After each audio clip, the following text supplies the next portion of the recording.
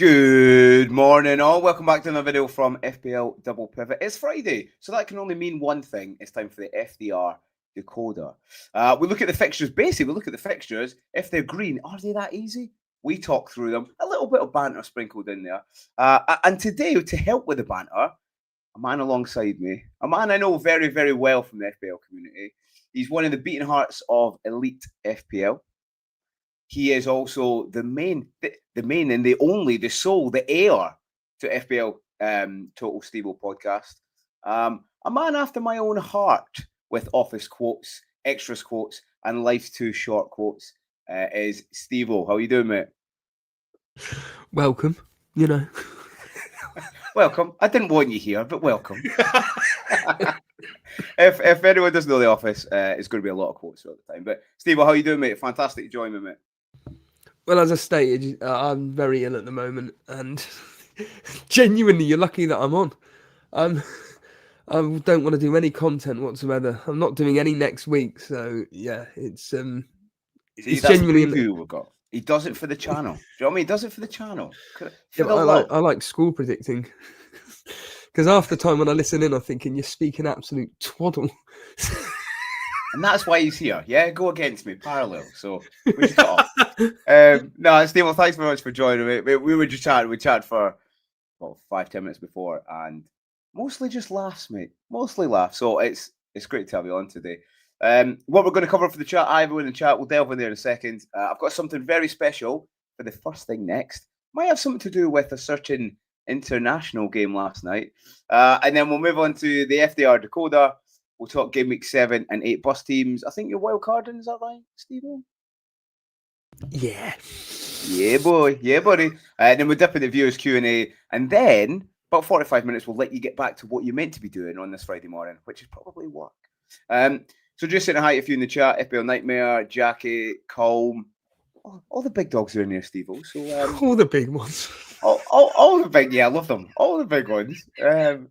Yeah, if you've never seen The Office, yeah, you might as well just watch us because that's what's going to be over the next hour. Right, Steve-O, you've seen the show before, yeah? Not in any label me, type sketch, but what we'll do is we'll get a bit of music on. Yeah, here we go. That's GW8's music, isn't it? Do you know GW8?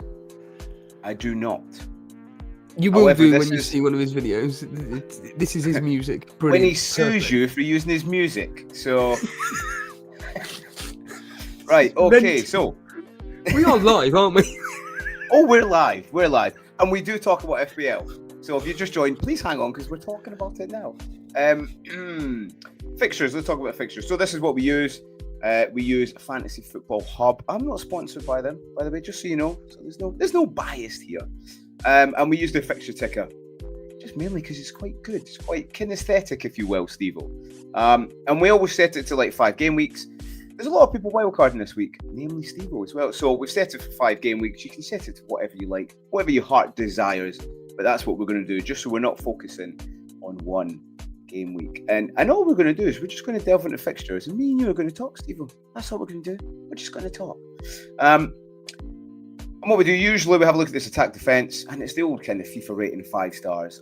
And before we change it, we'll then delve in, we'll say how many goals each team are going to score, and then it will change. And the main thing is, a lot of these dark greens will change to light greens or even like a red. So, when we look at that FDR Decoder or the fixture difficulty, Steve, on the app, that green fixture, is that actually, an easy fixture? Maybe it is, maybe it isn't. Right, first game. Newcastle, Brighton. Talk to me, Steve-O. Who do you think will win, namely?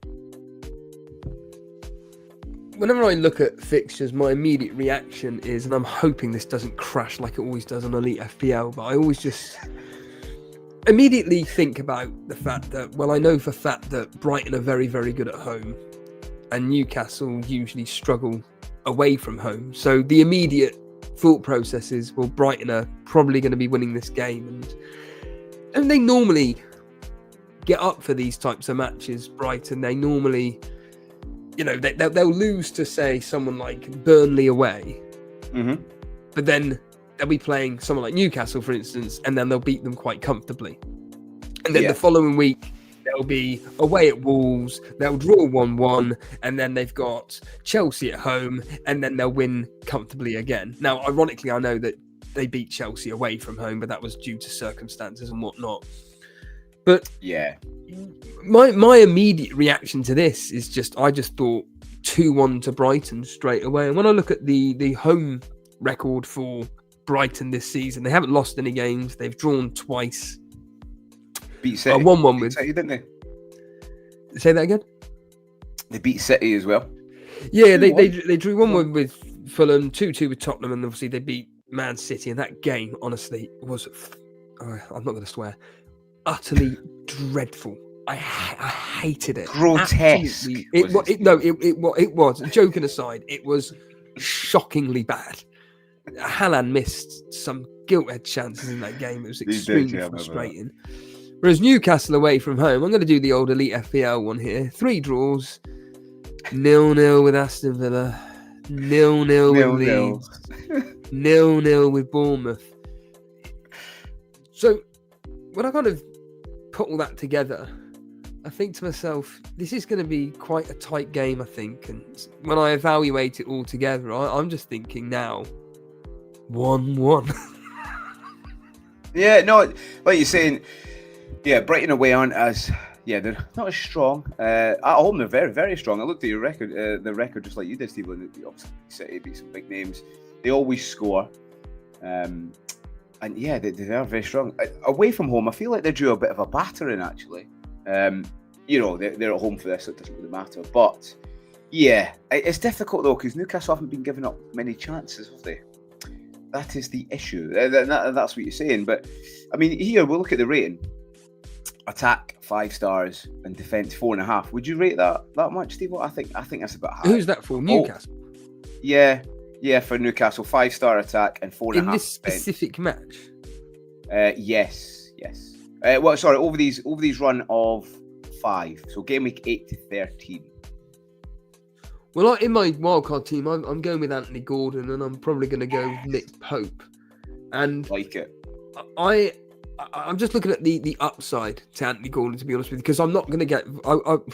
It's a toss-up between Voltemada and Pedro, and to be completely honest with you, I prefer Chelsea's fixtures over Newcastle's personally, because think that Newcastle's fixtures over the next few weeks aren't particularly great. I don't think they're that great. When I look at them here on my screen, I look at them. We have got, obviously, as we just stated, Brighton away, which is a horrible fixture. Fulham at home, beautiful. Tottenham at home. I would expect them to do very well against them, but then West Ham away. Do I expect Newcastle to score in all their fixtures, including Brentford too? Yeah. But when you throw in the likes of the Champions League and, in fact, the Tottenham game, is in the EFL Cup. I just seen that. So I always expect Newcastle to score in any fixture. I have no idea what the issue is with why they've drawn all their games 0-0 away from home in the Premier League. I expected them to beat Leeds in that particular fixture. The Aston Villa game, which was the shock result of the opening weekend, I would have expected both teams to score in that. They didn't. Bournemouth, solid defensively, but again, not conceding a goal to either Bournemouth or even scoring against Bournemouth is a surprise. I have no idea if Eddie Howe is just literally having 10 men behind the ball. I have not a clue. But I think over the next few fixtures, certainly Brighton away, I expect them to score. Fulham definitely, I think, they'll get a bit of a hammering by Newcastle. I'd expect Newcastle to score at least 3 there. And I think from an attack perspective, Newcastle are definitely a 4-star minimum. Yeah, so it's about right. There's some that they do get about right. I mean, this is what they do. Probably use a bit of AI, and there's a lot of people at the hub that do it. But some of them are quite wrong. What we'll do is we'll just answer this question first before we move on, and we'll change the goals, and we'll see how many goals they've got for Newcastle to score and concede. Cameron Star says Enzo and Voltemade or Gordon and Pedro. You made a good point there, Steve. I know people have lost the plot a little bit with Pedro, and he's been frustrating. He's definitely coming to my team with the fixtures. I've got Gordon already. Again, I think we're very reactive to if Voltermadi doesn't score that penalty, people aren't really interested in him. And if Gordon's on the pitch, he doesn't take that penalty anyway. So we're very reactive to it, aren't we? And Voltermadi's okay. I like him. I think he's a Newcastle player, you know, per se. Not any label me. But if you go back and look at his record, mate, he's not like Kane. He's not smashing men all the time, you know. So that's what I want, really, from the strikers. So I mean, what would you go, Steve? For me, it's Gordon and Pedro all day. Well, the simple answer is yes, but ironically, I'm probably going to have Enzo in my team as well. I'm looking at potentially triple up of Chelsea over the next 5 or 6 fixtures. This is perfect. This is exactly what I was thinking, Steve. I will give kudos to Andy, actually, Fantasy Football Scout. He was talking about Pope quite a while ago, and now everyone seems to be getting him in. So that's it. Kieran's in the chat. Kieran, good to see you, mate. Hopefully you're having a good Friday. Should be working. You need different power music, Shane. Yeah, I like to rotate. I thought I'd keep this good song for Steve-O. Right, so let's delve in here. So at the moment, let's click on here. They've got them to score 2.6 goals against Brighton and concede 0.8. Yeah, this is why whenever I'll be usually in the park up the road, walking around walking around a circle continuously while listening in. And when I hear things like that, 2.8 against Brighton. Are you having a laugh? Sorry, is he having a laugh? Sorry, 2.6, but still, it's high. That's nearly. They're expecting Brighton to concede 3 goals against Newcastle, a team who haven't scored away from home. I don't know where on earth. I mean, they've scored 4 against Union Saint-Gilloise. That fantastic team. Yep. In fact, Newcastle away from home are abysmal. In fact, here's a question for you, Shane. How many goals this season have Newcastle scored away from home in all competitions? Oh, I'm torn between 0 and 1. I'm going to go for none. Well, I'll give you the answer. It's 4 because I've just given you it. It was those 4 goals against Union Saint-Gilloise.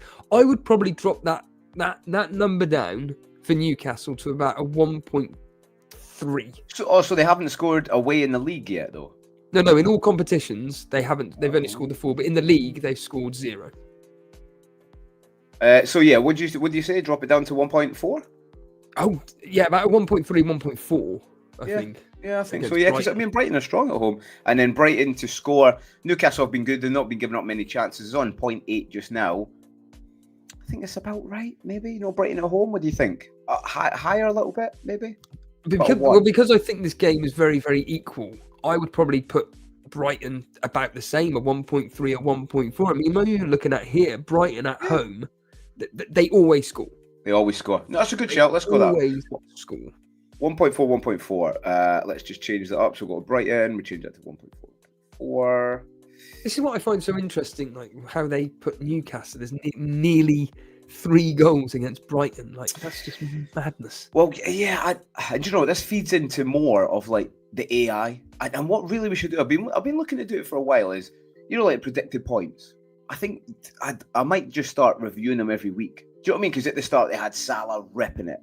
They had other players ripping it. And obviously people get them in their team, or they look at FPL review and they go, I'm just going to get them in. But that's a good thing I like about football, Steve-O. Do you know what I mean? You can't always predict it. If you could, we'd make a lot of money at the bookies. And it's like someone made an interesting point on a post that I read where they said, and they were being really serious. They were like, someone should put together what the predictor websites come out with and what it actually comes out with, and see how different it is. That's exactly. Do you know what? I might do a little lunchtime show, and I might do that because it's like this season, especially like Salah, we've forgot about watching football. Do you know what I mean? Like, a key one is Salah. You know, a key one is Salah. Like, yeah, but he always gets returns. Have you watched any of his games? He's been shocking. And I know now when we're 8 game weeks in. Yeah, when we're 8 game weeks in, people are thinking, I might move off Salah. Like, yeah, you have to watch your football. You got to watch ball. But yeah, delving back in here, I mean, straight away, again, this is from game week 8 to 13. But that's brought their attack right down, you know? So Newcastle attack is now 2 and defence is 2.5, which actually, I think it maybe should be about, especially at Brighton. But then after that, mate, like you're saying, they've got Fulham, West Ham, Brentford, hard one against City, and then Everton. But yeah, that seems a more reasonable output, isn't it, for Newcastle?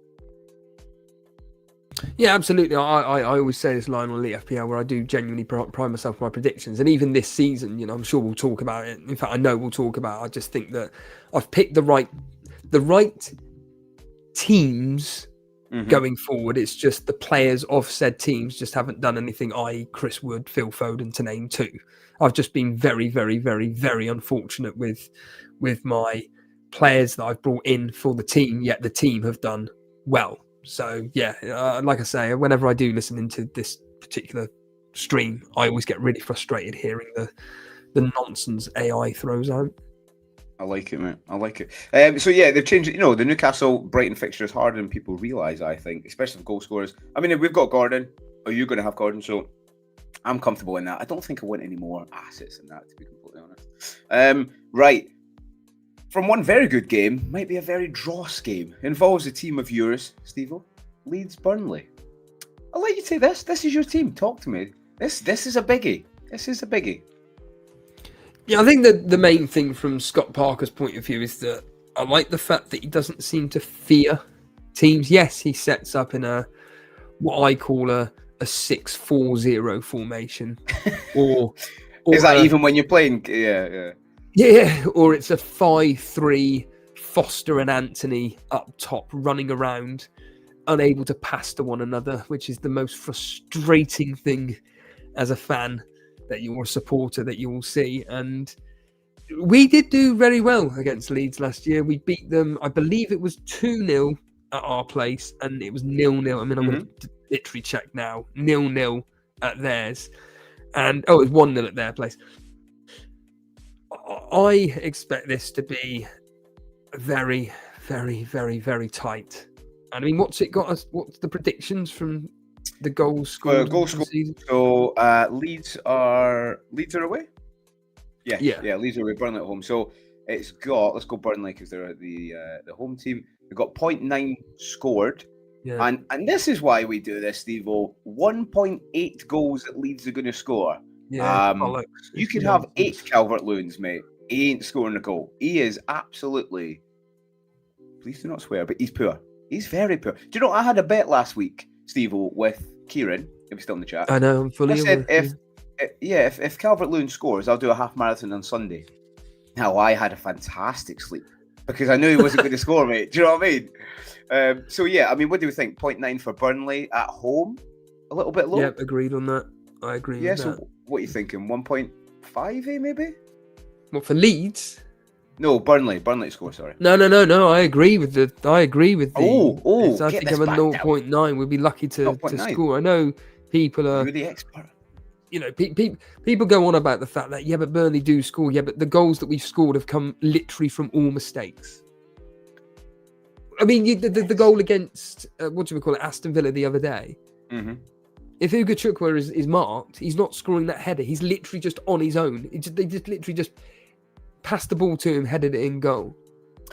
And do you think, like, obviously last year, Steve, like, your home form was unbelievable. What you unbeaten in 30 or something at home? It was unreal. Do you think you'll get a little bit of that form back this season? I mean, obviously it's a hard one. Let's not mess about here. We drew, we lost 1-0 to Liverpool due to a 96th minute penalty to Salah.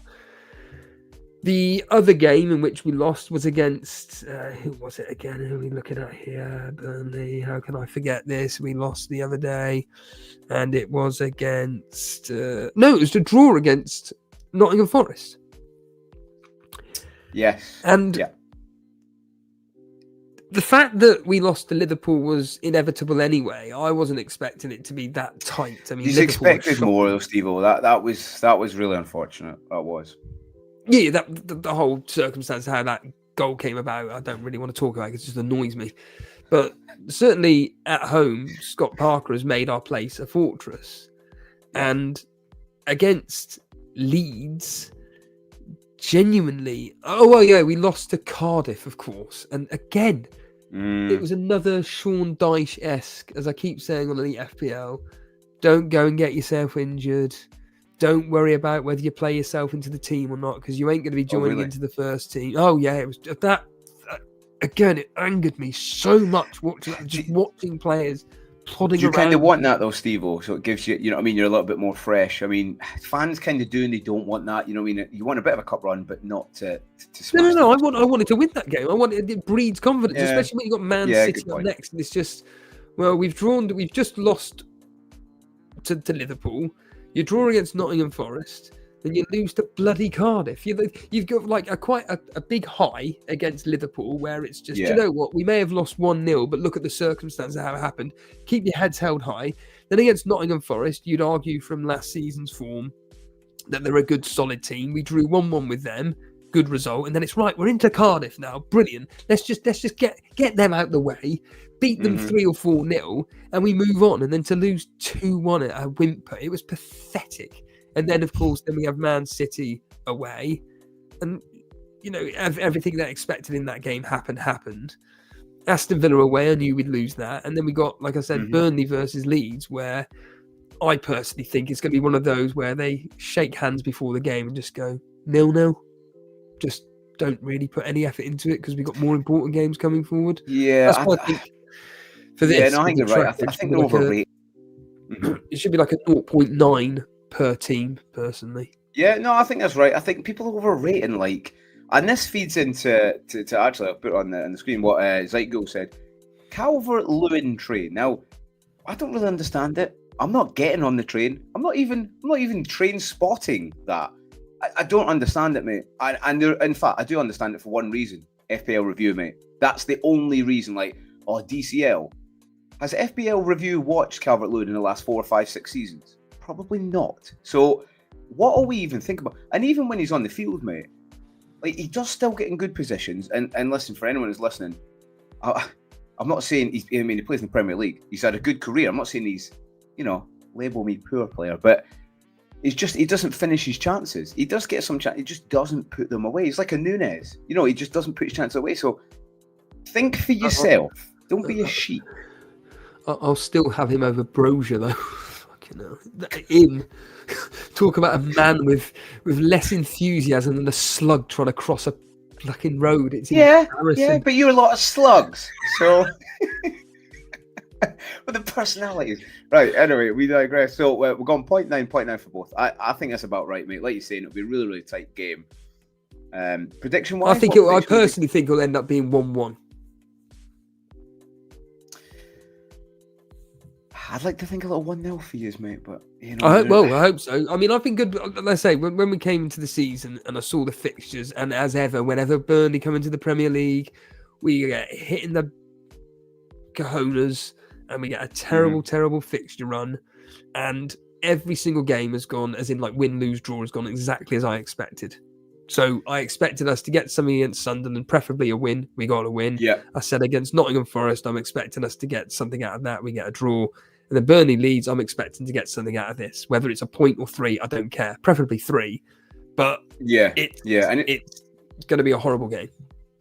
Yeah, it's quite good. You can see on my screen that actually right next to each other, so that helps us really well. But for Leeds, they've got a bit of a light red fixture, and then for Burnley, it's a bit of a green fixture, which again is misleading because those that don't have as much time to spend on FPL as us, Steve-O, they'll quickly go on the difficulty app. I like green fixture. I'll bring a player in from that. So it can be misleading, and that's the reason why we do the show. But yeah, I mean, really, we're not going to invest in any players. A good point that they bring up in the chat, FPL Nightmare Andrew was talking about Stack because he's high on the chances created. Okay, I get that, the chances created. But again, is that what quality of chance that is? Now, that's not a big chance created. That's just a chance created, which I don't really pay. It's like, if you're getting a lot, that's good. But how many are being converted into big chances, and how many are just chances? And I think a few big content creators brought in Stack, maybe 1 or 2 max. He did get that haul, which is good. But one was a free kick, an open play goal that Leeds don't really score that often. So I would just cool your jets on Stack. I don't think he's that good. Zygo brought a good point up. He says, why are we getting Calvert-Lewin when you pay an extra 0.5 for Thiago at Brentford attack? Good point, mate. Good point. I wouldn't even look at Calvert-Lewin, mate. If Calvert-Lewin was the cheapest striker, I still wouldn't get him. Just out of veracity. Cool, right, we've covered that. And it's good to have a Burnley fan on, mate. You know what I mean? Give us some info. Liverpool Man United, we'll leave to the end. We'll keep the viewers guessing. Spurs Villa, let's talk about that. That's quite a difficult game. Very Spurs difficult. at home. Spurs at home? Yes, yeah, Spurs are at home. I was quite hot on them pre-season, Steve. They have changed. They're not that Spursy anymore. Very good defensively wise. Well, Attack, they've got 3.5 star. Defense, they've got 4.5. I think that's about right. If we delve into goals, they've got 1.7 to score at home and then concede 0.7. I don't think that's too far off. What do you think? I mean, this game, if I'm predicting it, I'm just immediately going 2-1 to Tottenham. Just my immediate thought process is Tottenham will win this. Away from home this season, Aston Villa, they haven't won a single game. They've drawn 2, lost 1. Those 2 positive results, if you will, being 1-1 and 0-0 against Everton. Yeah, I mean, what was really good, Steve-O, is I can see Rodgers and Watkins can do it internationally, though, which, that's fine. That's fine. Don't do it when we've all got them in their teams. Well, there's no coincidence that, as I said on Elite FPL, that everybody is essentially jumping off Aston Villa assets before they had Burnley and Fulham. And lo and behold, good point. Rodgers is coming through with attacking returns. Ollie Watkins scores. They go into the international break. They're scoring.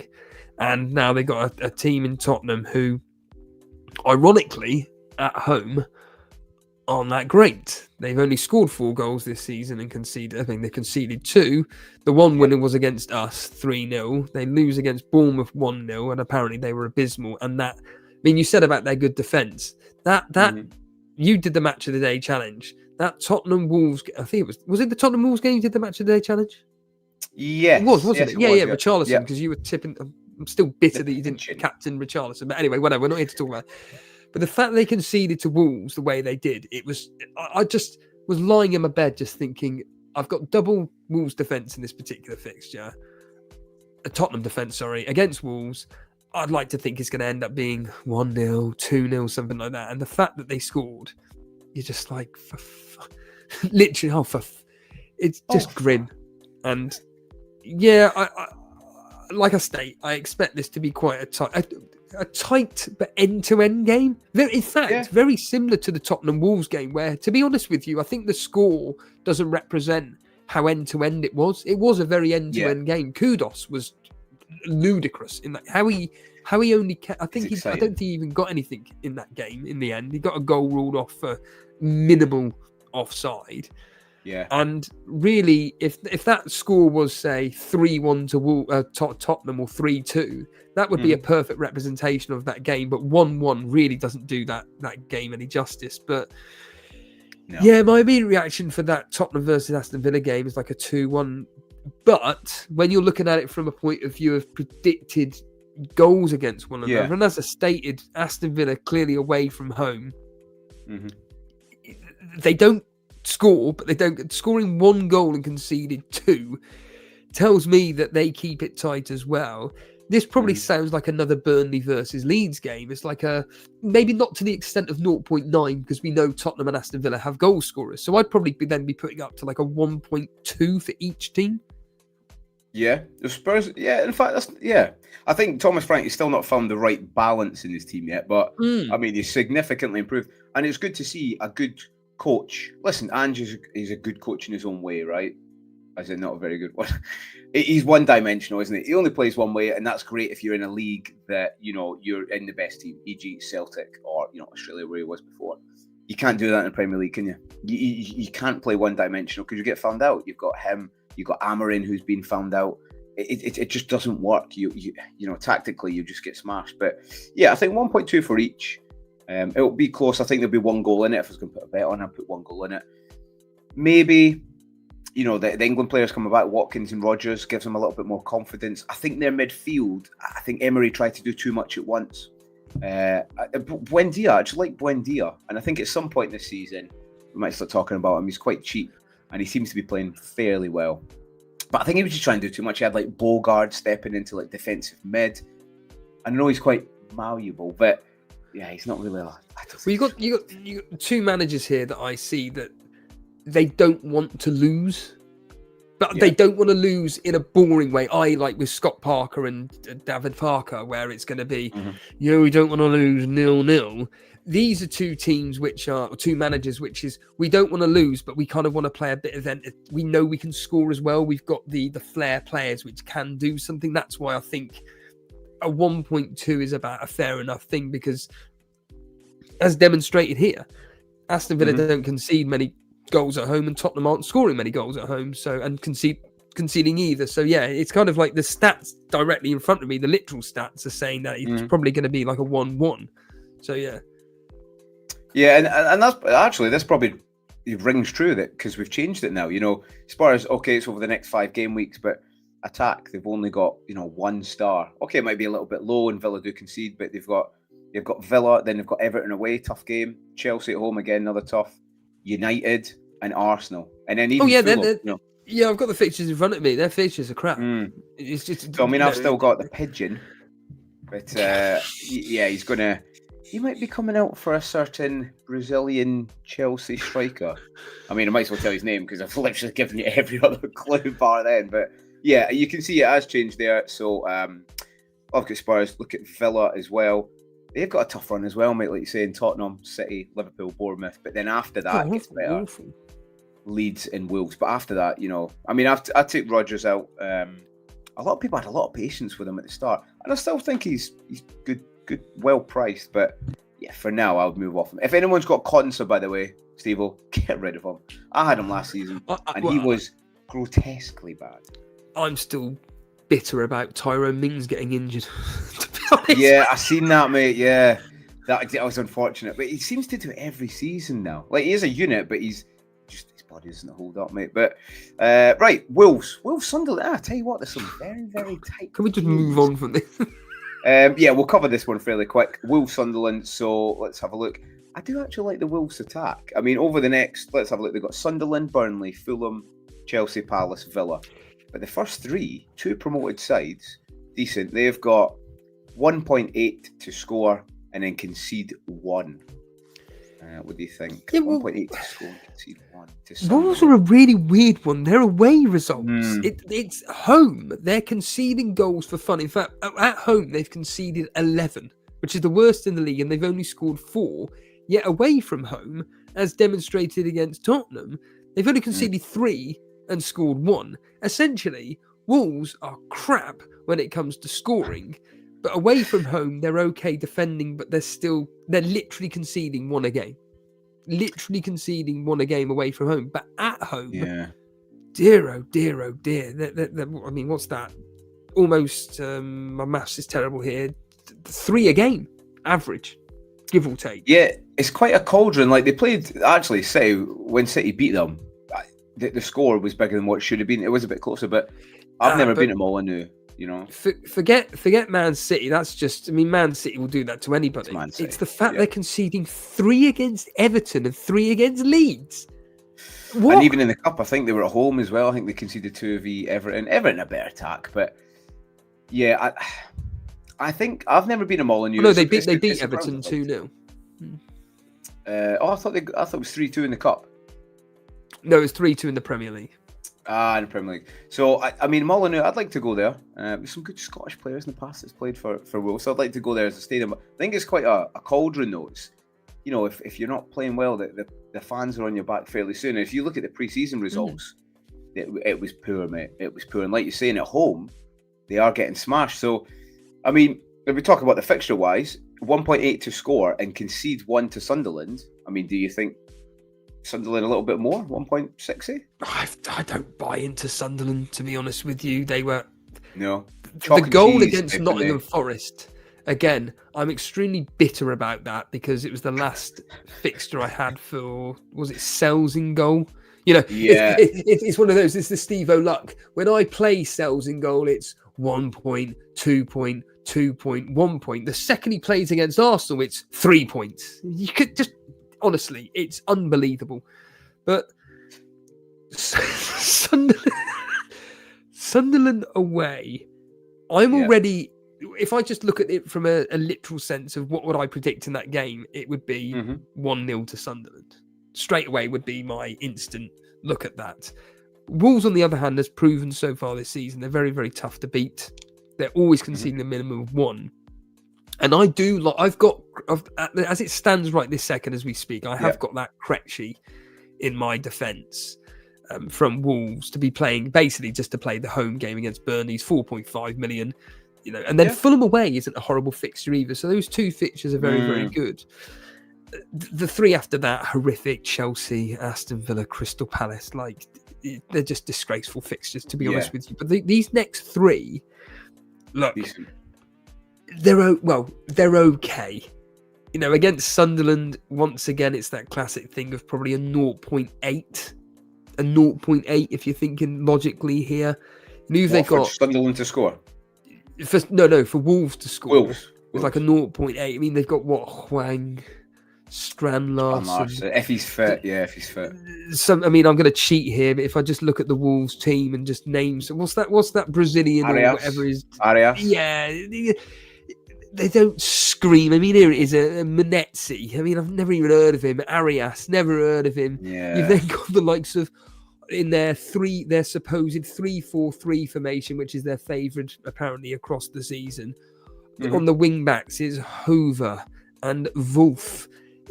They don't scream like players that are going to be bombing forward and whatnot and providing crosses and whatnot. I mean, I'm sure someone in the chat's going, actually, they are the most attacking team in the Premier League. Well, I saw them against Wolves, and they were.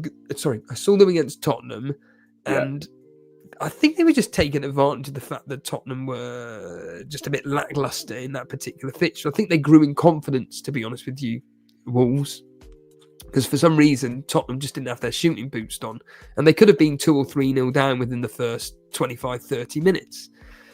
But their attack does not scream goals for me, as proven so far in the Premier League, and they've got problems. And Sunderland at home, they are just a completely different animal, Shane. A completely different animal, to the point of where, as it stands right now, I have got Rovs in my goalkeeping slot. Yeah. But at home this season, they've done really, really well. They beat obviously West Ham 3-0. They drew 1-1 with Huddersfield, but 0-0 with Crystal Palace, and we're supposed to only be looking at the Sunderland home record. So 1-1 against Aston Villa, 2-1 against Brentford.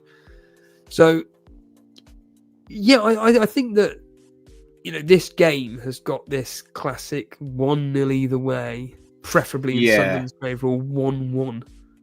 Yeah, so I've got 0.9 for both, which I think is about right. But again, I'd probably drop Wolves down to 0.8, but we're splitting hairs. Yeah, it could be there.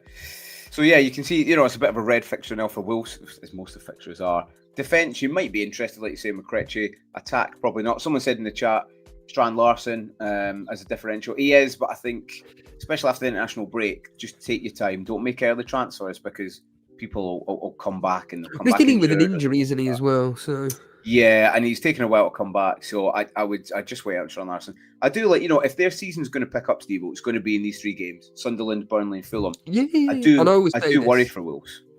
I do worry for Wolves. Look at Aston Villa. Yeah, I do worry for Wolves this season. I've got them to go down as well. I just think with the revolving door of big players going out, I just think they'll and they're lucky Strand Larsen didn't go as well, obviously, to Newcastle. But I think it could be. I know this is completely off subject, but I think we're looking at Sunderland, Burnley, and Wolves.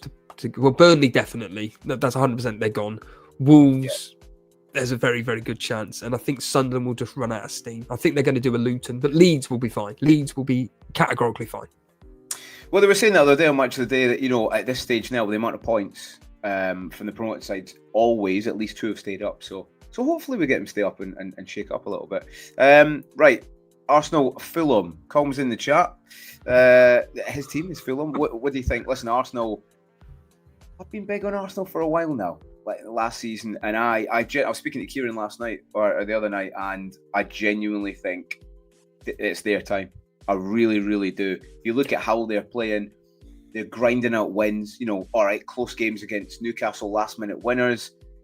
keeping clean sheets, and they're playing, for me, they're playing like champions. Do you know what I mean? Like they're grinding out those 2-0s, whereas City conceding goals, Liverpool conceding a lot of goals as well.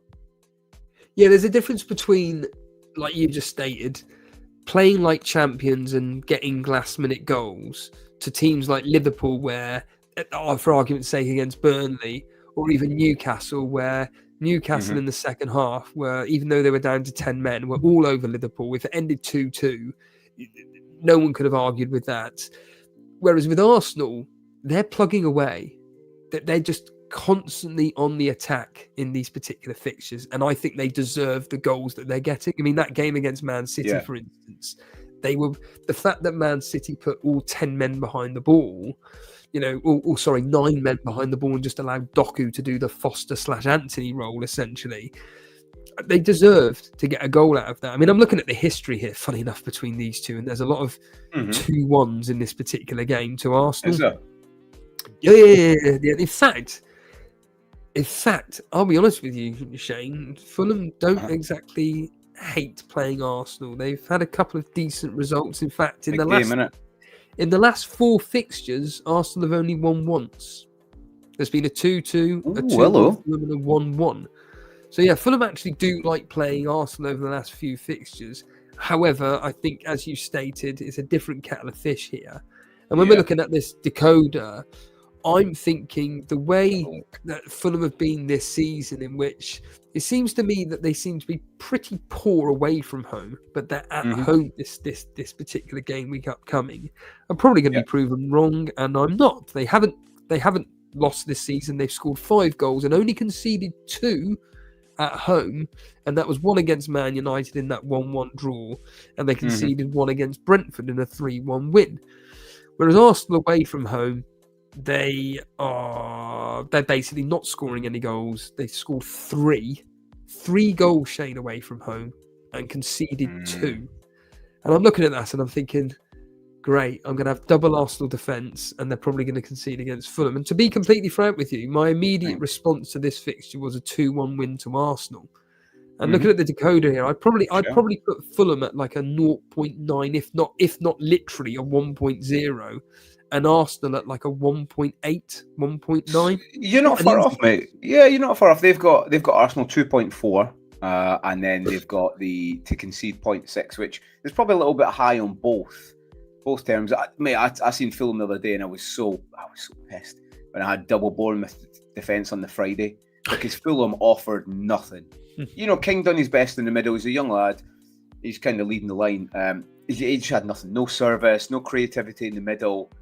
There was just nothing there. Obviously, they did score. Sessegnon. It was good. It was a good goal, actually. Just a quick little 1-2 and broke the line. But it was frustrating because they just had nothing, mate. They had 0. And I actually think these are the kind of games, like, Arsenal played last week. They played West Ham. That's the kind of banana skin that maybe in previous seasons would have maybe a draw or maybe even getting beat, but they're grinding these out, and really it was never in doubt. Okay, West Ham are going through a bit of a transition period, but I think the same with this game. I think Fulham, people have been high on them. Same with Anderson. Listen, CBET or DEFCON, I'm not going to get a defender in my team that never keeps a clean sheet, and Fulham are never keeping clean sheets, mate. I actually think this will be a bit of a statement for Arsenal, mate, actually. A little bit. I'm quite high on them. I think it'll be like a 3-4-0 Arsenal, which is a little bit high because I know Fulham don't concede many. I know. If it was at the Emirates, I'd be applauding and going, yeah, I agree with that. It's the fact that it's at Fulham, and it's literally in front of my face here.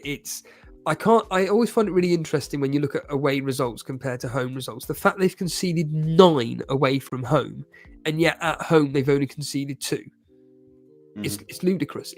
I don't understand how the same team can be so poor away from home, but yet at Craven Cottage, they're a fortress. I think you saying 3 or 4-0 is a bit much. However, probably. However, can I see Arsenal, if they really, really wanted to, with the likes of Eze, Saka, Gyökeres, Martinelli, Trossard, to name 5? Can I see them linking up? Not that they're all going to be playing at the same time, but point we're standing is that, can I see them doing that to a team? Yes, but they only do this at home. Arsenal, over the last few seasons with Arteta, they've always been this bully boy kind of team at home. When it comes from away from home, again, a bit like with the Aston Villa Tottenham game, Arteta's this kind of manager who just doesn't want to lose, especially away from home. He just wants to keep it tight. And the fact that away from home this season, they've scored 3 goals and conceded 2, whereas at home, they've scored 11. You know, they've basically trebled the amount at home compared to away. Now, I can already hear someone say, yeah, but 5 of them against Leeds. Yeah, but that's the point. That's what Arsenal do. Whereas away from home, I just see them as more of a team that like to be more reserved. Yeah. No, it's a good point as well. Colin puts in there, Eze loves playing Fulham. It was something that I was thinking at the start of the week, and then Scout actually talked about it the other day. It's maybe double like Arsenal. I like the double Arsenal defence more than midfield or attack more than the defence. I mean, okay, you got Timber. He's very attacking. I think he'll actually do really well against Fulham because I don't think Fulham will offer much at all. I think they're just set up maybe not to lose, and he'll get forward a lot. But I'm thinking about. I've got Eze, mate. I'm thinking about an Eze Saka double up. I am, mate. I like it. I like in my team that just looks nice. Do you know what I mean? And with Odegaard out, Cameron asked earlier, is he nailed? He's nailed. And in that 10 role, he looks really, really good. And over the past few weeks, he's been unlucky, mate. He's been really unlucky. Pope having a storming game, keeping him out. And even last week when he missed a 5-yarder, basically an open goal, he's getting the right positions. And I like it. I think he's going under the radar. And maybe combining those two instead of Gabriel and Raya. Raya's getting, like maybe a 6-7 ceiling. It's good, I get that, but I play FPL for goals, and I feel like there's a big hole between those two coming up, mate. Yeah, it's a very aggressive strategy going double midfield rather than, say, Saka, Gyökeres, or, as you've just mentioned, the double Arsenal attack. It's something worth looking into, but for me, it's who do I bring in? Who do I take out my wild card to have? What was he, 7.4, Eze? Something like that. So. He's probably dropped in price by 0.1 minimum because of the fact that he wasn't really starting many games. But I think that it's where do I fit him into my team? 7.6. It's a good talk. 7.6 is it? He's gone up. Yeah, he's gone up. Yeah. Okay, so yeah, I think that it's a very, very, very aggressive move. But that's how I roll, Steve. Their away fixtures, Fulham, as we just mentioned, are looking tight. Burnley away, as we've just mentioned, are tight. Sunderland away are looking tight. And then you've got Crystal Palace, a team who don't seem to be conceding goals in there as well. A lot of these fixtures aren't exactly screaming goals, Shane. No, I was thinking that there, Sunderland, tight, sometimes fluid. So, yeah, different teams for different results, Steve-O, if you will. Again, another office quote for you there. But in the chat, Kieran's there in the chat, obviously Arsenal fan. West Ham had a phenomenal record away to Arsenal, and that concerned me. But this Arsenal team and their depth impressed me. Yeah, I generally think it's there. I was listening to that game on the radio, and West Ham just didn't. They literally just turned up, but they just turned up to have their pants pulled down. And that's literally what they did. They didn't put up a fight. It was embarrassing. Yeah, no, they didn't. And so if we delve into, so what do you think scoring wise? We've got Arsenal 1.8 and conceding 1. I think you said that was about right. I think that's just about right. Yeah. Yeah. So when I hear like you say, when you've dropped it down from 2.6 or whatever it is, it's just like, where do these AI things see? Yeah, and quite a few times we've seen that, and it's good. This is why we do the show. I love doing the show because we always, with Andrew, he actually called the Spurs to beat Man City bang on. I also thought they would beat them, but he called it bang on, mate, straight 2-0. And at the time, we looked at the AI, and I had like City scoring like 3. It was like no. Yeah, that was old season, and maybe the AI, the algorithm's slow to catch up. But yeah, if we look here, so over the next 5, I mean, listen, we all know Arsenal's good. Fulham, Palace, Burnley, Sunderland, Tottenham, Chelsea. I mean, for me, this is why I want to go double attack, because I see goals. And the defence is really, really good. I just think they'll start clicking. Anyone who owns Gyökeres, I think they can count themselves unlucky. He should definitely have more than he is, and I think maybe just hold fire a little bit on him and keep him. Right, Forest, Chelsea. We'll kind of glaze over this one. We'll probably go more Chelsea wise. Chelsea are away at Forest. Forest are a mess, mate. And this feeds into our or my point, especially for players. You're talking about Pedro. I'm getting Pedro in, mate. They've got Forest, Sunderland, Tottenham, Wolves, Burnley, and Arsenal in the next 5, mate. Like, for me, Pedro's coming in. And I think, kind of the same as yourself, Steve, Enzo will be in. At the moment, they've got 2-star attack, half a star defence. They did quite shock me the other day when they beat Liverpool, because they're 2 centre-backs, mate. One is Achimpong. Listen, he's good, but he's really, really young. And the other one's Badiashile, who I think he is bad. So I was very surprised, up against Isaac, that they managed to beat them. So defence, I'm not really bothered about.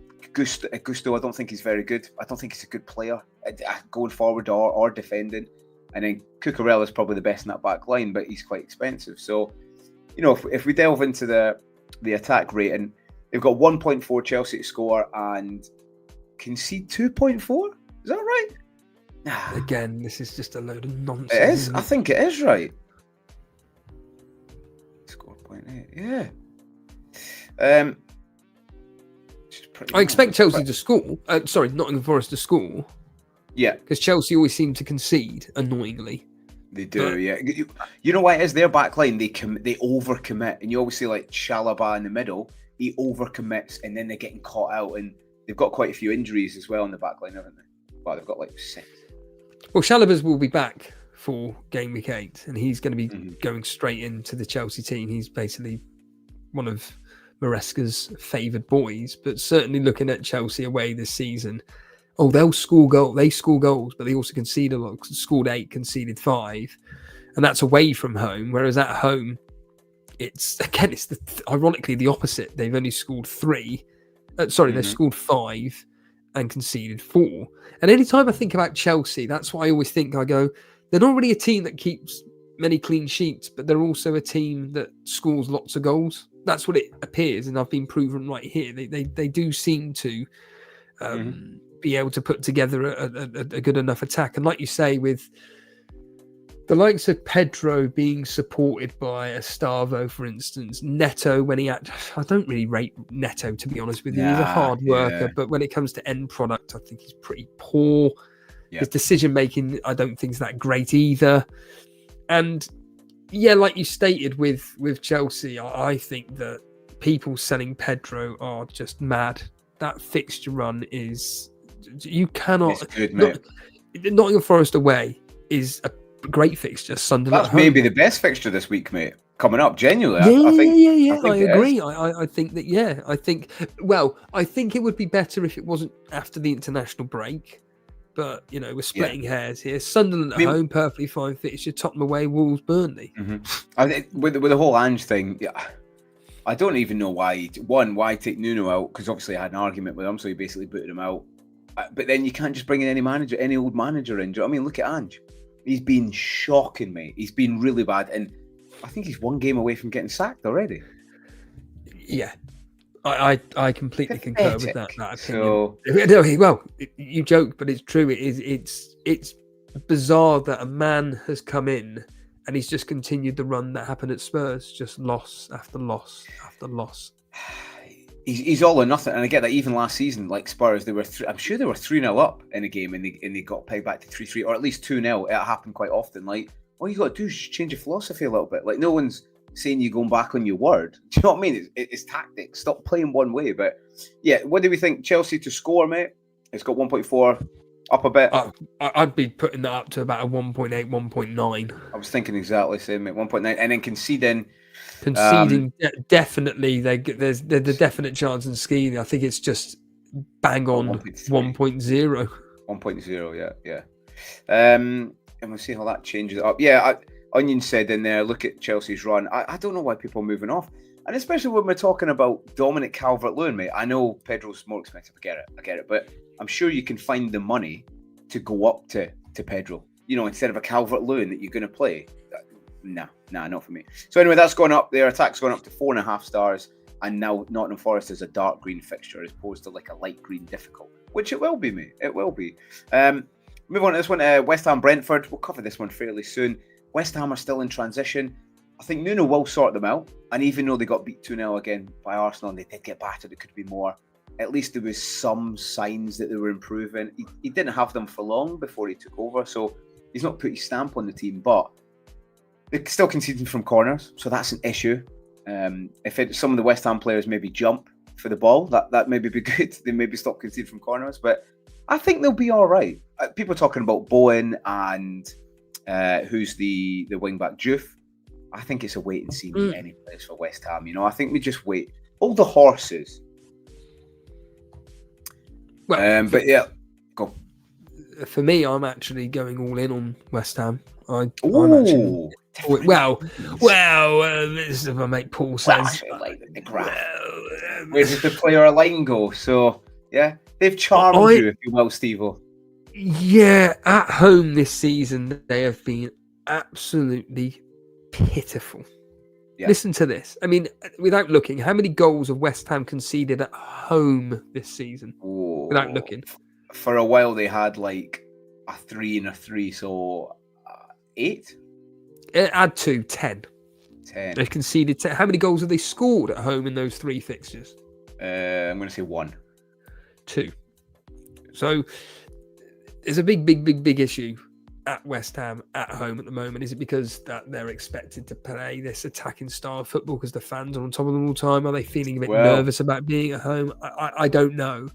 But certainly this is this for me is the perfect game because they're up against a Brentford team that have conceded 8 goals in the last 3 fixtures away from home. They haven't won a single game at all this season. Mm-hmm. They lost against Fulham 3-1, Sunderland 2-1, and they lost the opener, ironically, to Nottingham Forest 3-1. And you know what? That's what I'm expecting in this game. I think this is going to be the match where West Ham fans are going to come away thinking we're back.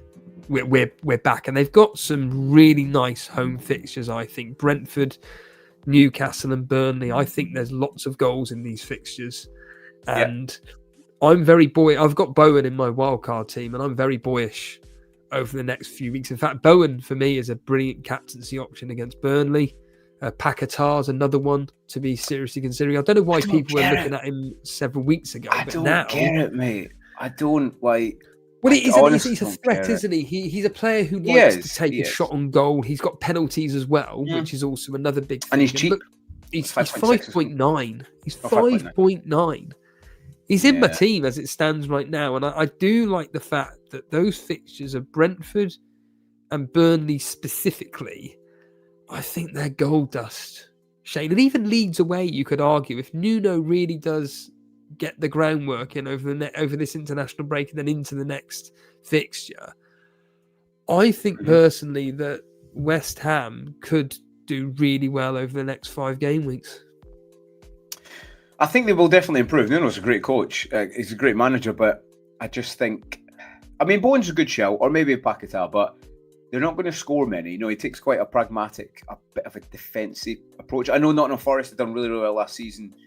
Chris Wood banging goals in, and a lot of them, Morgan Gibbs-White banging goals in for fun. But I don't see that for West Ham now. I think he's just going to try and shore them up from the back, stop conceding the goals that the amount of goals that they're conceding, and try and start grinding out little 1-0s, 2-1s, and then progress from there. But yeah, it's not a bad shot. And even Paquetá, he's that cheap. I've got Reinders. He's cheap enough that you can leave on the bench and bring him in and out. So, and on pens. So actually thinking it's good. I think people went early, when it was still Potter. I never got that. I get it now that it's changed, but under Potter, I never understood it. I think, again, a few content creators, pushed it out there and people led. But, you get that. But we'll have a look at it. So West Ham, they are at home. Where are we? Here. So 0.6 score. I think that needs to go up, at home? For the 1 mark? Well, for West Ham? I was thinking making them for this specific fixture. I was thinking like a 1.9. 1.9? Yeah, a 1 point. They're scoring a minimum of 1, and they'll be definitely pushing for 2 in this fixture against Brentford, who are conceding goals for fun. Absolutely, this is a target game that they need to put a statement down, and I think they'll do it. Then. And then conceding, what do you think? Still conceding? Brentford definitely. Yeah, we're talking 0. Conceding for West Ham, 0.9, maybe a 1.1. 1.1. Brentford are scoring. Thiago's playing really well, and they're not doing as bad as everybody thought. I think Kieran and quite a lot of people are quite high on Brentford. I still don't think they go down. I really don't. I think they've got enough. It's their home form, isn't it? Yeah, I think they've got enough quality there, though. Because, he's still getting used to his team. He's fairly fresh in. I still think they've got enough. They've got enough leaders on the pitch to pull them through. Last season, they had a lot of injuries. They've got a lot of people coming back. Unfortunately, actually, Hickey came off last night for Scotland, so I don't know if he's going to be all right. But, I think they've got enough there. But, yeah, 1.8, 1.1. So, where's West Ham? They've gone up now. So they were 1.5-star attack, now 4-star attack and 3.5 defence. So, like you're saying, it feeds into you wanting to get the players in as well. The Bowens, the Juice, and the Paquetá. Man U, Liverpool, we'll leave that at the end. What else? Everton City. Let's glaze over this fairly quick. The return of Jackie Old Grealish. I was wrong, Steve. I'm going to say it. Kieran's in the chat. He's probably said it. That's what he comes on here for, me. He always says I'm wrong. Whether if he's in the chat or on the show with me. But yeah, I thought Grealish would go to Everton and wouldn't be very, very good. I really don't. And he's done fantastic. He's creating a lot of chances. He's getting a lot of assists. Even chipping in with some goals now and again. So he's done really well. And it's good to see, actually. From, I think maybe the way he was treated at the end of City, left out the final and stuff like that, the final squad. It kind of shows, actually. There's a player in there, which we all knew, but why couldn't Pep get the best of him? He's meant to be the best manager maybe there ever was. Why couldn't he unlock that? Because every time he was on the ball for City, he just never... I think it's more that classic line of Grealish seems to thrive being the big fish in the small pond. There's too many options at City where Pep Guardiola's like, I don't care who you are, you're playing for me and you fit into the system that I want. We've got to hold up, actually, Steve-O. He can't play, he's ineligible. He's on loan. I was going to say, yeah, I'm literally going to bring that up. I could have sworn he was on loan. But we talk more in form, just in form terms, though. But you're right saying, he likes being the big guy. Yeah, in general, just on the Jack Grealish point of view, though, is the fact that I do think that he thrives in this role where everything's around him. Even though I may sound a bit biased, but I do think that Dewsbury Hall is actually the key to Everton, personally. He is what Wirtz should be at Liverpool. But Wirtz is dropping so deep, he doesn't seem to know the role that he needs to play. Whereas Dewsbury Hall, he is making sure that he's he's probably one of the furthest forward players for Everton, genuinely. Yeah, he does look good. Does look good on there. So let's have a look. Everton. And he's unavailable for this fixture, I think. Is it this fixture is unavailable or the next one? No, I think he served it. I think he served it last game, was it? Yeah. So I think he did, yeah. So we'll go down to with City. So they got 5-star attack, 2 defence. Listen, I've got Reinders and Haaland. Obviously, everyone's got Haaland now. They've got, let's have a look. They've got attack, they've got to score 2.2 for City and concede 1.6. I don't... They're at home, but they have been, mate, like I said to you at the top of the hour, they have been conceding more than people realise. And it's that back line. I've been banging on about this in terms of winning the title, right? Obviously, the overall squad, look at the overall squad, those starting, those on the bench, and you get a feel if someone's going to be the champions. Look at City's starting back line. It's just not, I honestly think it's not good enough. O'Reilly, he's a young player. He's really, he's good. He's up and coming. But will O'Reilly win you a Premier League? No. I just don't think he will. Núñez, half-decent player. You can slot him in different places. But is that a title-winning back line? No, it's not. I think we are sleeping on City a little bit. I get that. But I think they come... I had them to come third this season. They might come second. Liverpool dropping off a bit, but I don't think they're going to win the title with that squad. No. It's Arsenal, Liverpool's. To be honest with you, the title. But this particular fixture, my immediate thought is 2-1 to Man City.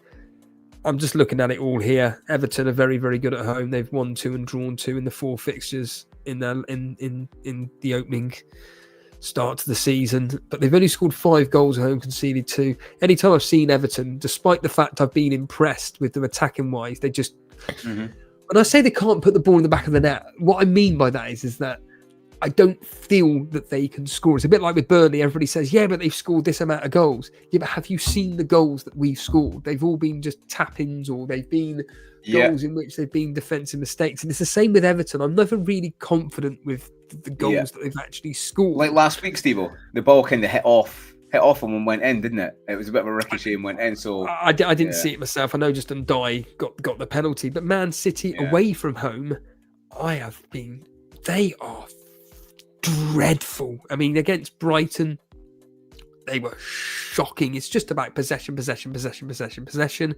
Yeah. Against Arsenal in that 1-1 draw, again, they were dreadful. And then against the team last time round, which was against Brentford, I don't know if you watched that match, and I know D Unit had Foden as captain. It was he was unlucky. Foden was unlucky.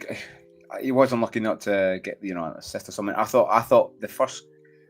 Oh, sorry, it was the game before, but still, I thought Foden was unlucky. But yeah, City are still finding it difficult to unlock those defenses, especially defenses sit back or the low block is pair. But yeah, there's just something not quite clicking there. I think it's not put together. It's a good point in the chat as well. Alf, big Alf, how the devil, my friend. Anyone who's not following, go and follow Alf.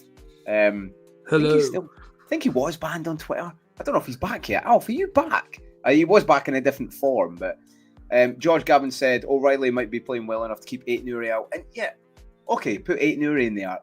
He's a good player. Does it scream title winner? It doesn't for me, mate. It really doesn't. In terms of goal scoring, so what we're going to put then? 2.2. Keep that about the same? Because Haaland's. No, I think City are at against Everton. Crossroads. I think it's more of a 1.7, 1.8 for City, and for Everton, it's like a 1 because they haven't got Grealish. 1 point. I think with Everton, I think it's gonna be like but anywhere between a 0.9 and a 1.1. Yeah, we'll go one in the middle. Yeah, so 1.8. I mean, they're pretty much the same attack. Really, it's dropped off by half a star. Actually. Horrible fixture. Yeah, Everton are doing well, especially. I know they're away in this fixture, but if they've done well, it's a stadium I need to go to this season. By the way, mate, I need to get tickets to any game. Oh, sorry. I thought it was Everton's ground. Oh, sorry, I'm taking that back then. Sorry, I thought it was no.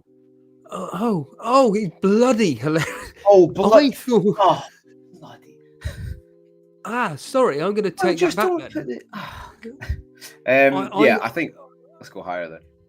Sorry, I thought, my apologies. Oh, you thought Everton at home? Yeah, I thought Everton were at home. No, City are at home, mate. So we'll put that goals up. We'll go, what, 2.4? Yeah, City, I think City, 2.3, 2.4, and Everton down to a 0.9. 0.9. Yeah. I mean, just a little bit higher. Haaland's Haaland. And when you've got a back line of Michael Keane, listen, he's been a great player over the time, but look at the strength of Haaland, mate. He might just force him off. Branthwaite might be back by then. I think he's getting closer, but still, a newly back Branthwaite or any defender against Haaland right now is just difficult. A lot of people are saying in the chat, actually, Haaland penalty goal, bookmark this post. Not a bad shot, mate. They've not had many pens. Mikalenko hasn't been that good at the back either, so might be a bit tight. Right, Palace Bournemouth. We'll do this one fairly quick. Listen, Palace absolutely smashed it. Everton actually coincidentally beat them last week, which is frustrating as a Munoz owner because he was on a 14-pointer at one point. Great for Everton, but I wanted the run for Palace to keep going on and on. It's still a fantastic run. At the moment, they have got they're at home to Bournemouth. They've got 2.2 to score and 1.2 concede. What do we think on that, mate? I'm just looking at here. Bournemouth are about as equal at home as they are away from home, and they're set up really well. Yeah, they're away from home, obviously in this specific case. And Crystal Palace, ironically, at home they just don't score goals. They scored 3, conceded 2. In fact, they've had a 1-1 against Nottingham Forest, 0-0 against Sunderland, and a 2-1 against Liverpool. This is my immediate reaction to this game is 0-0, but it's not going to be 0-0. I think logically I'm going to go 1-1, two form teams. Crystal Palace just don't lose. Bournemouth don't lose. And yeah, I think it's going to cancel each other out in a 1-1, Shane. So if I'm going with this, I'm going to go with a 0.9 for each team. Yeah, like you're saying, I mean, the Sarabak is a player that I'm definitely looking at. A lot of people have got him in. The amount of chances he creates is really, really good. And he's exciting to watch. I like players in my team that are exciting to watch. You know what I mean? Do you know what? It's a great point I'm going to bring up, Steve-O. Have you ever, and I think I know the answer already, have you ever counted this season a defender getting any defensive contributions? Sorry, what do you mean with that question? So, like, you know how you have to get to 10 to get the extra 2 points for defensive contributions? People are now watching games and counting. Oh, I see. No. When I played... when I played Sky Fantasy, I'm not going to lie, because passes were involved. So when I had a defender, I would genuinely, not literally be sat there counting 1, 2, 3, but I did find it quite funny when I had Enzo, for instance, in the team, and I just saw him passing it between the back line. And I was just like, you keep going, my friend. I mean, don't get me wrong, you had to get like something like a ridiculous amount of passes just to get 1 point, but it was still good. I just want to quickly just give you the results between Crystal Palace and Bournemouth, because I'm going to actually do this live with you, Shane. I just need you to give me the next result. Okay, the next amount of goals. So, for instance, Bournemouth 0, Crystal Palace 1, 2, Crystal Palace 2, Bournemouth 1, 0, Crystal Palace 0, Bournemouth 1, 2. Bournemouth 1, Crystal Palace 0. Yay, at last. Now you're understanding the game. So Bournemouth 0, Crystal Palace 2, 0, Crystal Palace 0, Bournemouth 1, 0. So basically, this is why I love playing these games, because people never get it right. And essentially, you're looking at a team to not concede in this particular fixture. But I think this is just going to be 2 teams, a bit like with Leeds and Burnley. There's a lot of games this weekend where it's like a shaker have the hand behind the scenes to say, let's just not lose. Aston Villa, Tottenham, for instance, Crystal Palace, Bournemouth, Burnley, Leeds. It's just those gentlemen agreements. Yeah, so what do we think for that then? So roughly, what did we say? Did you say 0.9 for both? I said 0.9 per team, which it's probably about right. Bournemouth at home, Palace, be away from home, so they'll set up. So it's good. And straight away there, Bournemouth slightly got half a star. Listen, I've got Semenyo. He's been fantastic. Someone brought up a good point the other day, mate. If Semenyo kept on his trajectory of points, he'd be the highest FPL point scorer ever. Now, that does make me reconsider my position, because they have Palace and City in the next 2. Okay, it's sandwiched between Forest. But still, I put up a draft wildcard the other day and I didn't have Semenyo in it. Nor do I. No, in fact, while we've been speaking, when you mentioned about having Eze and instead of, for argument's sake, double up of Arsenal, I'm looking at my midfield 5 and I'm going, I do like that a bit more. I'm going to speak to Ray about Eze and just see what he thinks about it from a fantasy aspect. But certainly my immediate reaction to having Semenyo in my team was, nope, I don't want him, because their fixtures are terrible. Yeah, and people are very like, oh, why don't you want him? He's been fantastic. I get that, but a lot of times we never start talking about players until they start banging goals in or dropping in form, and that's the key for FPL, isn't it? Kind of looking ahead and looking for those players that are up and coming. They're about to pop. So we go that with Bournemouth with 0.9. Yep, Senesi, someone put in the chat, he thinks Senesi's a trap going forward. I think with the amount of DEFCONs that he gets, he has to stay in there. And I got him pretty cheap. I think most people got him pretty cheap. So he's fine to stay in there for now. But hey, you never know going forward. This is something I've been saying like last week, Steve-O. I said on the pod with Kieran, yes, you do need those DEFCONs, because unfortunately that's the game we're playing this year. You have to adapt to the game. But we also want a few sprinklings of attacking players. And last week, Timber got a good return. Porro got a return. Munoz got a return. I own 2 of the 3. So I would say we need to adapt to the game. You're 100% correct. But when the game essentially restricts you to only just 2 points, I really couldn't care less. I always use this simple example. If a defender got to say 20 contributions, 15 for every other, you get to 10, you get your 2 DEFCON points, and then for every 5 DEFCON after that, you get an additional 1 point. I think at that, I'm thinking, yeah, that's actually really rewarding, a bit like with Sky. In this case, it doesn't matter whether you get 10 DEFCON or 300 DEFCON, you still get 2 points. So I really couldn't care less about DEFCON, to be honest with you. Yeah, and we've kind of made the defenders a little bit OP just now, like, because defenders are getting rewarded twice. I found it funny. I looked on the bonus points the other day, Steve-O, and defenders have got to get 10 DEFCONs and midfielders have got to get 12. 12, yeah. And surely that should be the other way around.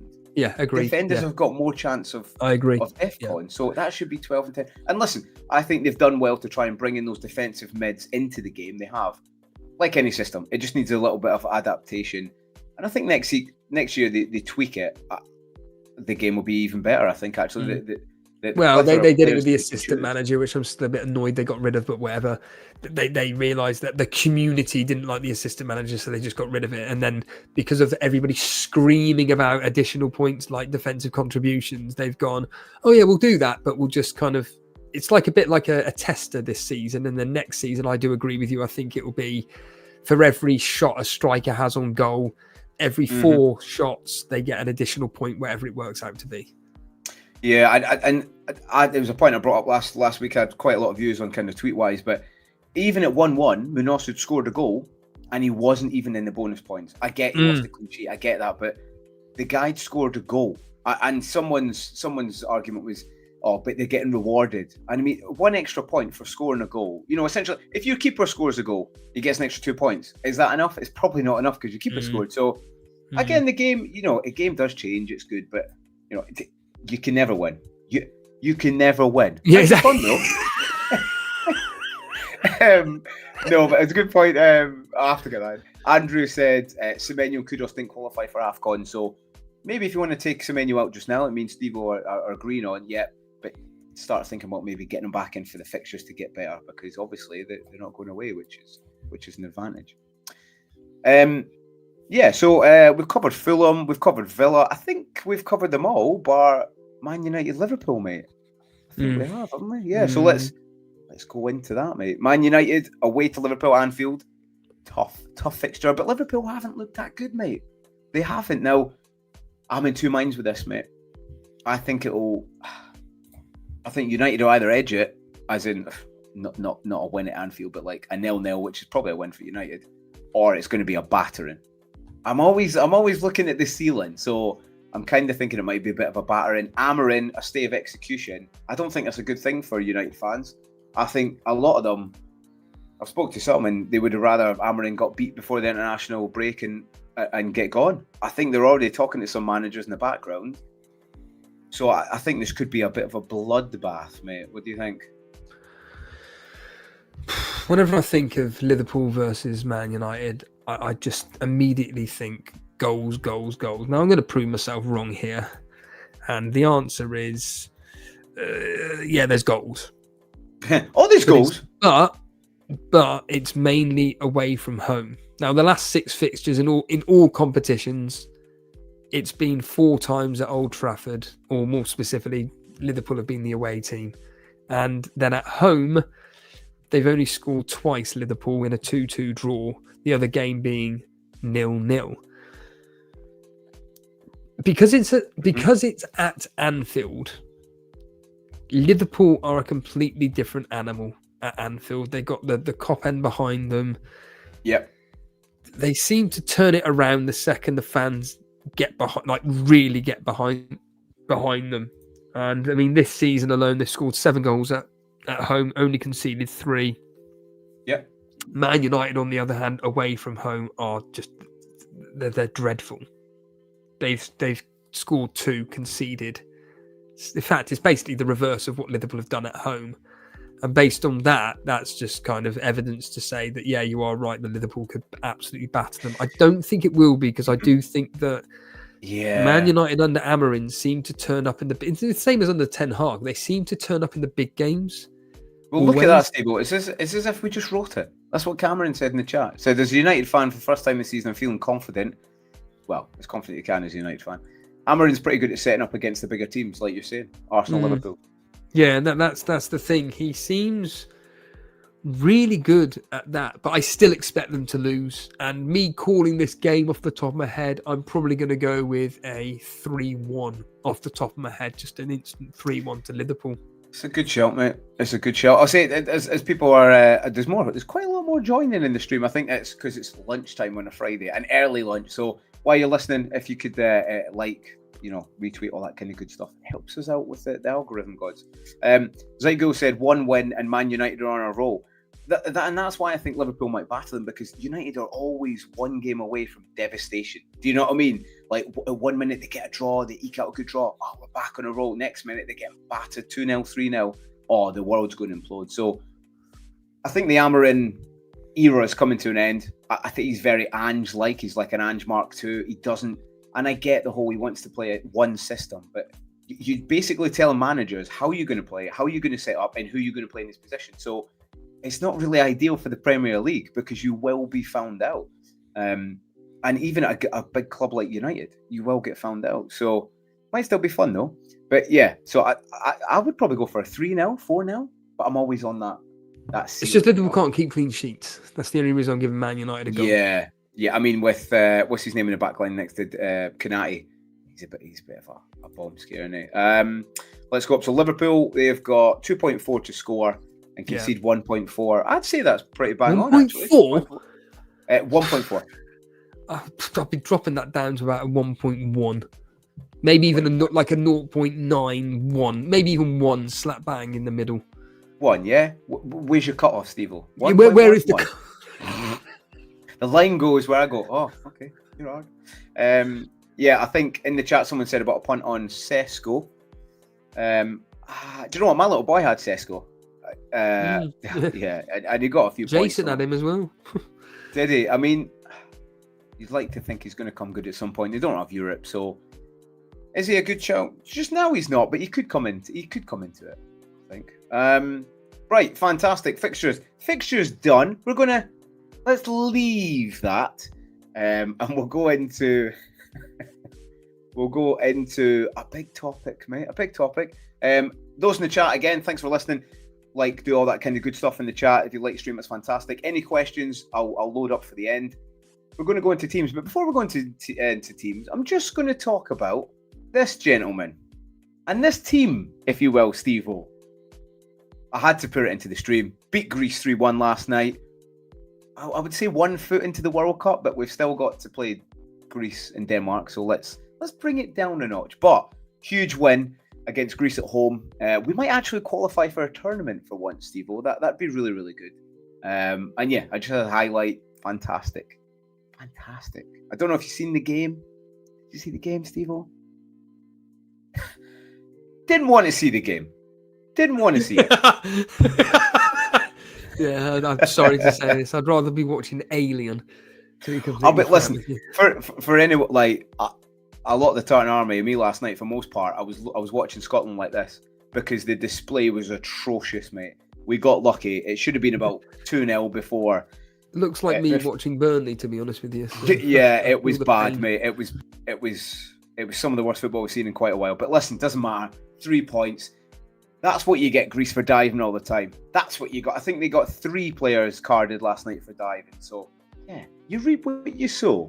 Anyway, on to the actual pod. I've got to cover my team. Sorry, this is your team, Steve-O. You're first, you're guest. I was just looking at that. I was like, I got more points than that. But you talk about your game week, because I listened to your stream the other day. Anyone's not listening, go on and make sure you listen to Elite FPL. Fantastic streams. They talk about the game week. And Steve-O was not a happy gentleman, was he? No, I'm not going to change my screen that I've got on here, so I'll just look at it from here. Yeah, was it Dubravka in goal? Yeah, Dubravka away at Aston Villa. Did very, very well in that particular fixture. The goal that we conceded against Milan. Yeah. It really did, honestly, it kind of reminded me of this point where Estev really didn't want to put him because he just didn't want to create another problem for himself after scoring 2 own goals against Man City. And I think if he'd have just put the foot in, he'd have tackled Malan fine, and we wouldn't have conceded the first goal. But yeah, Dubravka only getting 2 points, a bit disappointing. The Tottenham boys, I mean, my team was just whatever I get out of this particular fixture, I get out of this particular fixture because of the likes of Dewsbury Hall and Mark Gw8, I think it is, who don't play, and then someone else. I had Tyrone Mings, and I wasn't gonna do a -4 to sort that out because the players that I had to back up were perfectly adequate as they were. I brought Gyökeres in for somebody who I've completely forgotten, and of course he did nothing against West Ham. There was there was a couple of opportunities here or there. I did speak though to a couple of Arsenal fans at work, and they said that he's doing a job, but they rather have Havertz back. Yeah, he might share some game time. I've just got to put this in the chat, Steve-O. George Gavin. I've counted 3,762 office quotes so far. And that's the real quiz, yeah? That's the real quiz, okay? Yeah, so, you can either play what's the next number in a 0-0 and then follow up with whatever that is, or how many quotes we do from the office / extras. I'm more of an extras man myself. We say them all the time. That's what me and Steve will do. We just send office quotes to each other. But what have you done? Yeah, we're covering FPL teams. FPL teams, yeah. So I love that. Sorry, you're going back to Gyökeres. Andrew says Gyökeres is terrible. When I watch him, mate, that ball across on Rice the other week or last week, that he just didn't shape his body well. Do you know what I mean? Every time I watch him, he doesn't charm me, if you will. But yeah, I know he has been unlucky. Man. Oh god! And then so I was a bit frustrated with bringing in Gyökeres, like a lot of people did, whether it was on wildcard or as a free transfer or part of a free hit and doing nothing.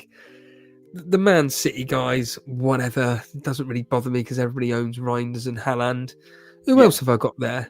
I don't even know anymore because I've been looking at them. Who have you got in your team? I don't really know. You got Foden in there as well, mate. You've got Foden, mate. Maybe he wanted to forget that. He was unlucky though. He should have got something last. There was an opportunity where he should be putting that in the back of the net, and I'm just glad that I did save my wild card for this game week. Let's just say that I'm glad I've saved my wild card for this week, and I think this could be finally the turn in fortune for my season. Yeah, you've got. Yeah, I think Salah. Would you have held on to Salah? Have you had Salah since the start? Yeah, because I've never needed to move him on. To move him on. I mean, I've never had him, so he's probably a little bit of a bias for me. But I just think that amount of money, he's not had a double-digit haul this season. And I think it's taken people now to realise, I like the eye test for me is very, very heavy. Data's good, we all know that, but it just, eye test, it gives you something the data can't see. And again, we can't predict the scores every single week. And there's the stuff that I've seen Salah last week, mate. There was a chance where I thought, do you know what? He's on the edge of the box. All he'll do is he'll sweep it onto his left and shoot. He tried to, mate. The ball went sky high. Quite a few times I see an opening where he's got to look up and play a first-time ball. Maybe Verts weren't running in the middle or, at the back post. He's just not doing it. He's just not clicking. Maybe he's never there. Yeah, Verts is probably on the bench by then. But, yeah, like George Gavin said, Salah's good. He's throwing a kettle over pub. What have you done? So he's still an FPL legend, but I think he's almost 34, mate.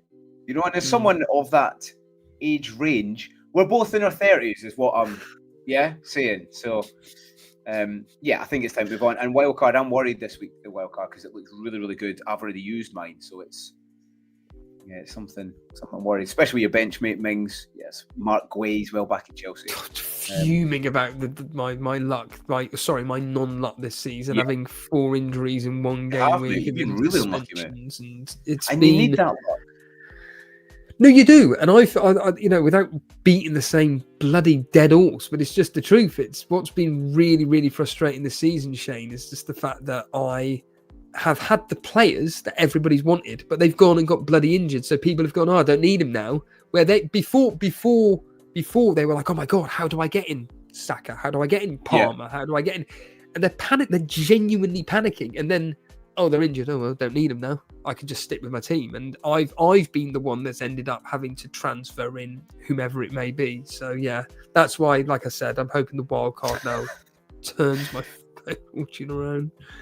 No, that's it. So 57. Listen, we can't always have those big game weeks, but it wasn't much off the average anyway, mate. So what are you sitting just now? Does it say in there? About 2.5 million, something like that. Yeah, I mean, I'm like 1.3, but the points are that close. Like for instance, Kieran, he's doing really well. I think he's 24 ahead of me, and he's 400k. So yeah, that's exactly the same with me and Jason. He's doing exceptionally well, but he's only like, I think it's like 27, 30 points off me. It's nothing. Yeah. On to me. I'll just cut the cover of. I got 74. It was okay. Do you know what? For this season, Steve-O, I feel like it's going. I mean, it's going fairly well, but there's a few instances where I've been fairly unlucky where it could have been huge. Do you know what I mean? But I'm still keeping it that high level. So, for instance, Munoz, he was on a 14-point at 1 point, still got 8 points, which is good. Senesi, the double Bournemouth defence, 1 goal to Fulham, really should have kept a clean sheet. Ezzy's still chipping in an assist. Again, I feel a bit undone with Ezzy a little bit because he's been fairly unlucky the last few game weeks. Should have definitely scored a goal or two. Gakpo's been all right. Gordon wasn't on the pitch for the penalty, so that goes in. Reinders had a great shot the weekend. And then most people have got Semenyo and Haaland, but it's good that I'm still on that upwards curve, even when stuff doesn't go 100%, which is probably different from last season, mate, bench, I'm not too happy with. I've got Richarlison, who will go this game week, and Mark Gw8, which he might get moved on for Obi, who's a bit cheaper and I can save a little bit of money. But in total, it's not too bad, mate. Again, let us know in the chat. Let us know what points you got and any change you're going to make this week. Any questions that come up. This is my team just now for game week 8. I've gone double Spurs defence against Villa, Munoz, Senesi, Gabriel. We seem to be going to a 4 at the back now, Steve, don't we? Kieran likes playing a 5 at the back, but I think we've gone to that 4 at the back now, right? Or at least... Well, I mean, I'm immediately looking at it. I wouldn't be playing Vicari. I'll be playing Petrovic. Yeah, it's difficult. And yeah. But you've got a lot of matchups. I've just seen Munoz, Senesi, Petrovic. Who's the other one? Lacroix. Yeah, he's on the bench. Yeah. I mean, there's an argument to have. Semenyo, oh God. Against Palace, it'd be difficult. And that's why I think he might actually come out this week, mate. I'd rather be playing. I know Richarlison's gone. Is he gone to Brazil? I don't have a clue. I'll have to double check. I'm sure, but last game week, he didn't start when he came back from international. But Tell had a good game last week, so he might stick with Tell. Solanke, I'm not worried about. He's just had surgery. He's not coming back, but he could very well start Tell. And I've been a bit.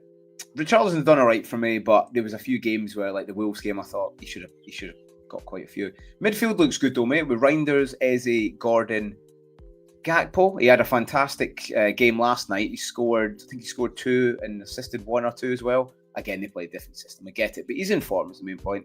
He was the most informed player against Chelsea. I thought he was the best performing Liverpool asset, in my opinion. And that's why I kept him for that game, because he got a bit of lucky in the box and he managed to finish it. But the matchup against Gusto, I don't think Gusto's a very good player, so that's why I kept him. And then up top, Haaland. I've been liking the 5 across mid, and then on the bench I've got Petrovic, Lacroix, Richarlison, and Gw8. My two moves that I'm thinking, mate, it would be for a -4 if I do it, is Semenyo to Enzo and Richarlison to Pedro. The Pedro's locked, mate. That's definitely happening. I just give him a little bit of time in case he gets injured in international duty. And the Semenyo, it could wait, but then Forest, I think that's a very Enzo game. Do you know what I mean? A lot of space for him, especially as the 10 with Palmer out on penalties. So I actually might take the -4, the first hit of the season, mate. What's your thoughts on my team, Nonny? Well, firstly, the fact that I would be waiting on Pedro because he's probably going to go down in price again. Basically, the way I'm doing my wild card this season, more specifically this game week, is I'm literally looking at the price drops and rises. So any player that I'm definitely 100% bringing in, I'm just bringing in ahead of the price rise, but it's the price drop. So I haven't technically brought in Pedro yet in my team because he's going to probably drop by 0.1 again. So when I bring him in, he's only going to be 7.5, I think, when I bring him in. So you may be wise just to hold That's off. interesting. Do you know what? See, this season, because we don't have, I don't think I have, okay, when Palmer comes back, well, and maybe people want Bruno, I get it for the pricing. But for now, I still keep an eye on it. I still keep an eye on the price, but it affects my decision 0%. I'm not bothered. Okay. I mean, don't get me wrong. If it's like Pedro, say there wasn't a national break and he's playing at the weekend, and I'm fairly sure he's going to play, I would have brought him in. But genuinely, this season, I've not bothered about value at all. I think I'm like 99.4.5. So I'm roughly starting, and I'm not actually too bothered because. And this is the point. There's so many cheap players. Yeah, and you're doing well at FPL this season, whereas someone like me, who's I wouldn't go as far as to say. I'm not going to say that I'm obsessed with prices, but I do look on a daily basis to make sure. I mean, right now it's dead. The marketing is absolutely dead. You don't even need to look at it. So I've already brought in the players that have all risen up in price. I've got so the likes of Gabriel, Saka. I've made a point. I think I've made a 0.2 profit on that. So, equal. Bunts. So. And yeah, for you. So basically, go back to your team. I think just hold off the Pedro move until you see Pedro drop down in price, and then Richarlison ain't going to be dropping down in price. He's fine. Semenyo, on the other hand, to Enzo, I just think it just seems a bit too soon. Yeah, I think just hold off that for this 1 week. Yeah, and then because look, Bournemouth away. Damn, it's moved again.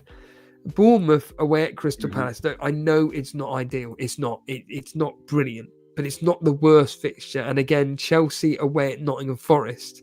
It's not the worst fixture, but then again, it's not the best either. I think you can literally hold off that move for 1 week, and then you could do it for when Sunderland. Basically, they just switch their fixtures around. You've then got Bournemouth at home to Nottingham Forest, and then Enzo/Chelsea at home to Sunderland. I mean, I would argue that actually Semenyo. Do you know what? Don't sell Semenyo. Just keep him. Keep him. Yeah. In fact, don't even bother getting rid of him. Keep him for these two fixtures. I think. Do you know what? I think it might be. So if we just double check, actually, let's just double check while we're on here. Gakpo's one that he has been playing well. I just think with. He's not got that front force set, and Ekitike could well play on the left at some point, and he probably will with Champ League. Who have Liverpool got? Let's have a look at their fixtures, mate. Let me top ticker. They've got United, Brentford away, Villa at home, so they're good fixtures, and then City, Forest, and West Ham. But like you said, it's all about. They're not horrible fixtures. They're just not. fixtures that Liverpool can get by, and they can score. Again, if you go on the Decoder. You're always going on an average of Liverpool getting 1.8 predicted goals per match. So I might wait out on that. Or if Pedro doesn't look fit, I could maybe So that's the only move I'm really, really thinking about this week, to be honest. Like Cameron Starr says, Pedro, he's a nice little Bunsen burner, nice little earner if you move that value. I love how many people are in the office codes, mate. I love it. Okay, so we'll come on to your teammate, and you are wild carding, I believe. Yeah, I mean, I've got a completely different team in front of me on my plan FPL. In fact, if I'm honest with you, I prefer because you've charmed me. I like that as a Saka double up. I think. Thank you. I genuinely like that. I think that's beautiful. So, thank you, Steve. More honest. So the team up on your screen, obviously, we don't need to talk about Dubravka. Roths is definitely somebody that I'm not going to have in, but again, fixture-wise, they're not that bad. Arsenal double up in defence. Chalobah, I really like Chelsea fixtures. He's got a goal threat as well. Rodon, we don't need to talk about. Krejci, he will be turning into probably Dan Burn, who ironically is on my plan FPL one. Midfielders Saka, Semenyo, Reinders, Gordon, and Paquetá's the really risky one, but again, he's not on my proper team that I've got. And then João Pedro, Haaland, and Bowen. But the team that I've got up on my screen in front of me, we're planning ahead. It's Pope in goal, Timber, Chalobah, Alderata, because he's got the two home fixtures in Wolves and Everton. You've then got a midfield four of Gordon, Eze, Saka, Enzo, Bowen, Haaland, Pedro. So I actually prefer this team in front of me here, because moving forward with the fixtures, they just all align up beautifully. I mean, listen to this. In game week 9, for instance, where I could potentially, and I mean potentially, play a bench boost.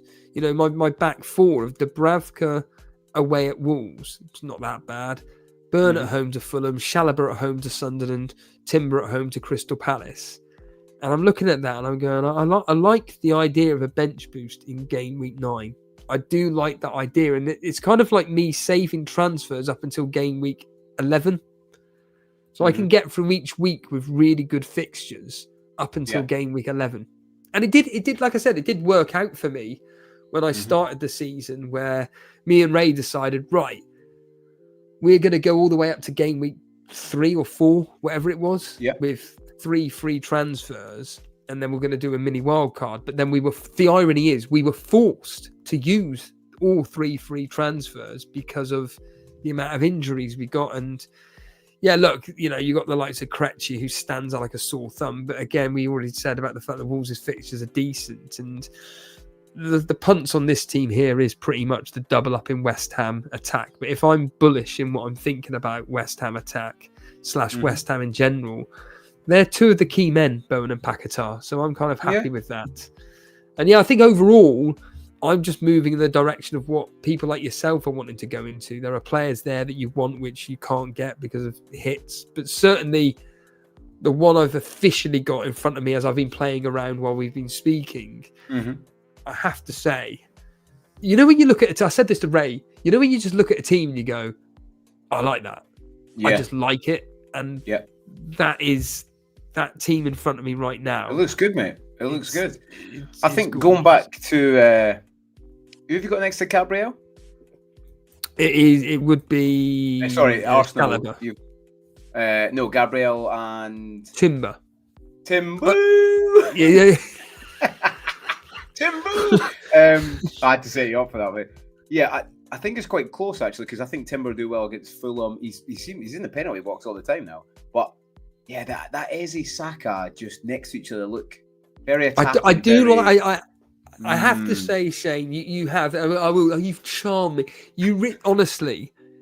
This is why sometimes conversations can be good to have. And it's quite...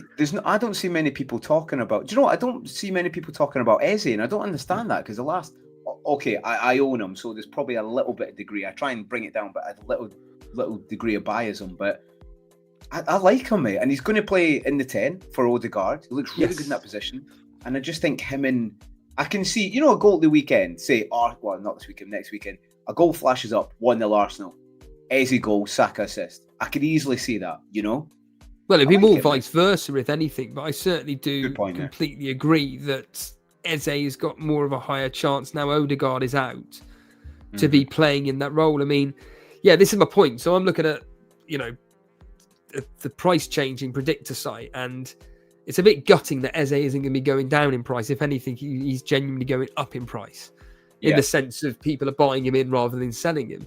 So, I mean, he's nowhere near to rising, and he's definitely nowhere near to falling. So certainly, I'm going to message Ray about that. Yeah, and I'm going to ask him, because I actually prefer the defence of Burn, Timber, Chalobah, and this kind of switching around with Aldereta and Burn, and having that double Arsenal attack when they've got these fixtures. I mean, honestly, from an attacking perspective, that's my point.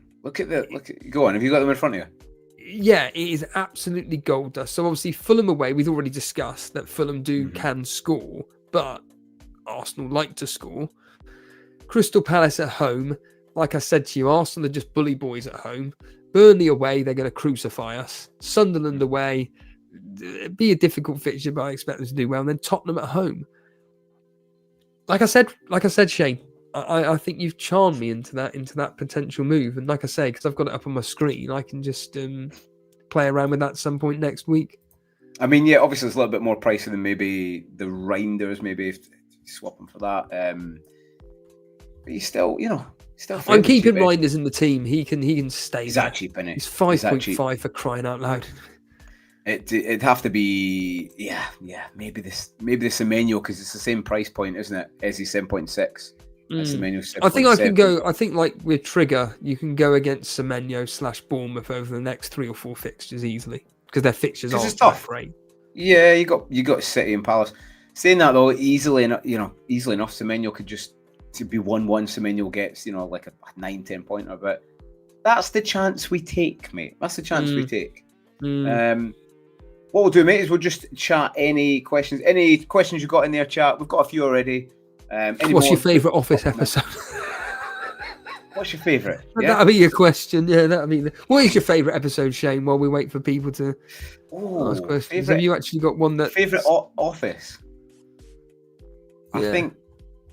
I think it has to be episode 1, mate. From the very start, where he's like, if a good man such as yourself comes to me, I think just to quote straight away, you're like, who is this guy? Who is this guy? It's the way he's moving around in his chair. Yeah, and he's like showing off to the new lassie that comes in. He's like, just leave that. Just leave that. Can we get any? Can we get some more batteries for Billy Big Fish? Yeah. Can't put a price on comedy, so I think number 1, mate. What's yours? It is the typical training day episode, but I do like the quiz episode. I think the quiz episode is excellent from start to finish. This whole thing of David talking about Dostoevsky, and then it all concludes in the end of it, and Ricky being absolutely so drunk that he doesn't care what he's saying to his boss, and it's just brilliant.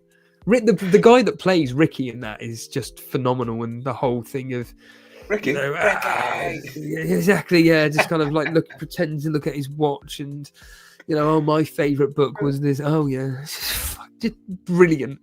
Yeah, he does well. Right, we'll come on a few of these. Enzo, well, we've done that. Enzo and got vote with Maddie or Gordon and Pedro. We said it'd be Gordon and Pedro. Burnley defender. It's one for you, Stevie. Have a few players that get decent DEFCON, don't they? Don't they, Steve-O? I don't think they do. What? Josh Cullen? You were never. The thing is that with a lot of specifically Burnley, you're never going to play him. Josh Cullen, you're never going to touch with the board. Yeah. Is that what the manager says? Is that what Scott Parker says in the dressing room? Right, lads, come on, let's get into them. You will never win. Might be fun though. I mean, I'm looking at it here from if you're looking from a midfielder point of view, Josh Cullen, you're never, ever, ever going to play him in your life. In fact, the nearest defender to Josh Cullen, now bearing in mind Josh Cullen got 37 points, the next one down is Chuana, who's got 13 points. Like I said, you're never going to play these players. And even from a defensive point of view, Hartman could be somebody to look at. He's got a bit of attacking threat about him, but you could play him against Leeds. In the really, really easy fixtures, you could play the likes of Hartman, but in any other fixture, you're never, ever going to touch him. I'd love to take a punt on Kyle Walker. He is brilliant. Old school, man. Yeah, he's turning back the clock, and a bit like Xhaka in the middle for Sunderland. I love seeing the old and goldies now, like Kevin De Bruyne's gone and stuff, Yeah, I'd avoid Burnley like the play. Just stick with, if you've got a Stev, you've got him. If not, don't go anywhere near Burnley. Don't do it, Cameron. Yeah. So Cameron says, I think I've answered this one already. Is Ezzy nailed with Odegaard out? He is. He'll play the 10. I mean, don't get me wrong. Okay, it depends who you're playing. Arteta might change it a little bit, but I think Ezzy's playing fantastic, mate. So I can't see him getting dropped, mate. Seymour Singh, how you doing, mate? He says, I think Diouf is a good pick, or going for a Chalobah is an option. What do you think? You've got a Chalobah. I had Diouf in the team, funny enough, but I prefer from a defensive aspect. And I don't know, Chalobah, like every time I see him, like I'm saying, look at their back, they sit so high and they push so high, and quite often they get caught in the break. And thinking now, actually, like we say, it's good to think things out. Under Nuno, Diouf, you might start getting some clean sheets and then, helping, or at least get bonus, like a 1-0. I just don't really want to be potentially tripling up on West Ham. Yeah. And he's another one, actually. How many assists is Diouf going to be getting? I mean, he's got, one every game, give or take? I mean, that's going to dry up at some point. But he's a very good option at with the 4 point. I mean, what is he? 4.3 now. Yeah, I mean, ridiculous. You can have him on the bench, can you? Like Reinders and stuff. You're not too bothered about putting him on the bench. He's 4.4, and again, I'm not going to be bringing him in ahead of. I just really like Chelsea's fixtures, and I'd just rather be attacking them. Yeah, good. He also says, Seymour says, is it too crazy to punt on Sesko on wild card? No Europe, good home form, very decent HG numbers for United. I think the only issue with that is he plays for Man United, mate. And I think Amarin's about to get sacked. So for me, like I'm saying, my little boy's got Sesko, but I wouldn't get him. Would you, Steve? No, their fixtures aren't great. I mean, we've said about how poor Brighton are away from home, but Liverpool, Brighton, Nottingham Forest, Tottenham. No, I don't like those fixtures at all for Man United. No, Jackie's in the chat. Jackie, how are you doing? Oh, I can see. Jackie. Not when you've got better quality of striker that you can choose from. I'd argue I'd rather have Strand Larson as a punt over Sesko on a wild card. With Burnley and Sunderland the next the next three, yeah, definitely if he's fit, obviously. But nah, I don't. I think for now he's too expensive, mate. I wouldn't. Jackie, fresh off our Scotland win last night, get in. Alderete is my Konza replacement. What do you think? Well, he's in my team. Yeah, there you go. I mean, I would get rid of any Villa defenders. Okay, they're picking up a bit of form. You know, Watkins and Rodgers doing well last night, but just conceding goals, mate. I don't think the back line's that good. Bit dated. Singh says, don't you feel the West Ham game going to be different compared to Arsenal opponents next week? Yeah, like you're saying, they'll show them up, won't they? Nuno will show them up, and it will be a bit better. And it is an important one. Again, if you don't watch Elite FPL, go and watch them because they're fantastic. FPL Nightmare says, Steve-O, what will it take to bring back your walk-in videos? I was speaking to Andrew yesterday, and I do like running videos at the weekend where I talk FPL. He does some walk-in ones. There's a few other content creators do them. He says, what will it take to bring yours back? I've just seen the time. I've actually legitimately got to go. I was thinking, I was like, he doesn't have long. I've just realised I've got to get going. The walking videos, I was watching Andrew's the other day. I genuinely love Andrew's videos, but it's the fact he uses a GoPro. I don't want to use a crappy. Yeah. Have you ever used one of these, a mobile phone? It's awful. You got one of these? In fact, I'll get it on camera now. Can you put me on big screen? Oh, I can. Here we go. Yeah, this is what we do. You know, I'm producing as well. Big screen, you're in. Walking around like this with a phone like that, it's not comfortable at all. And when you've got a GoPro, and if you've got a stick, and you've got a... this is another trick these people have got, Andrew. They got a little microphone. So the sound quality is absolute top notch. And Andrew did kindly send me a link to a good GoPro to buy from Amazon. And certainly it's just having time, mate. I plus walking around, like going up, don't get me wrong, going up to Heathrow with a GoPro and a microphone would probably actually be amazing, to be honest with you, but I just don't have the time to do such things. Even James, the producer of FPL Juice, he said, oh, you should do a bike riding style GoPro chat about FPL, and it's just the time. I'm trying to avoid creating content rather than doing more content. It's a difficult space to get into, and even when you are in it, creating. Mate. I know Gary was talking about it. Yeah, when Gary was talking about on a members video, and the fact that unfortunately, when you are an independent content creator and you are doing it for a hobby, but you don't get much fulfillment out of it, shall we say? It's a very difficult one, really. No, I agree with Steve. Obviously, we've picked up quite a lot of content on the channel, but I think the best ones for me is just literally talking a little bit of team and the individuals we talk to, like yourself, mate. That's what gives me it back. You know what I mean? Gives me enjoyment. Yeah, burnout is a real thing. Yes, the content creator space, and I'm suffering from it. And I spoke to Gary about it, I spoke to Jason about it. I said, I'm not doing anything other than the 2 streams a week, and that's it done. Now, we'll bring you behind the curtains, is that me and Shane and Ray were supposed to be doing a Total Steeler podcast, and then I was supposed to then do this. But because that got cancelled, me and Shane just decided, well, let's just do this instead. But if Shane if that idea didn't come in my head, I never would have been doing this.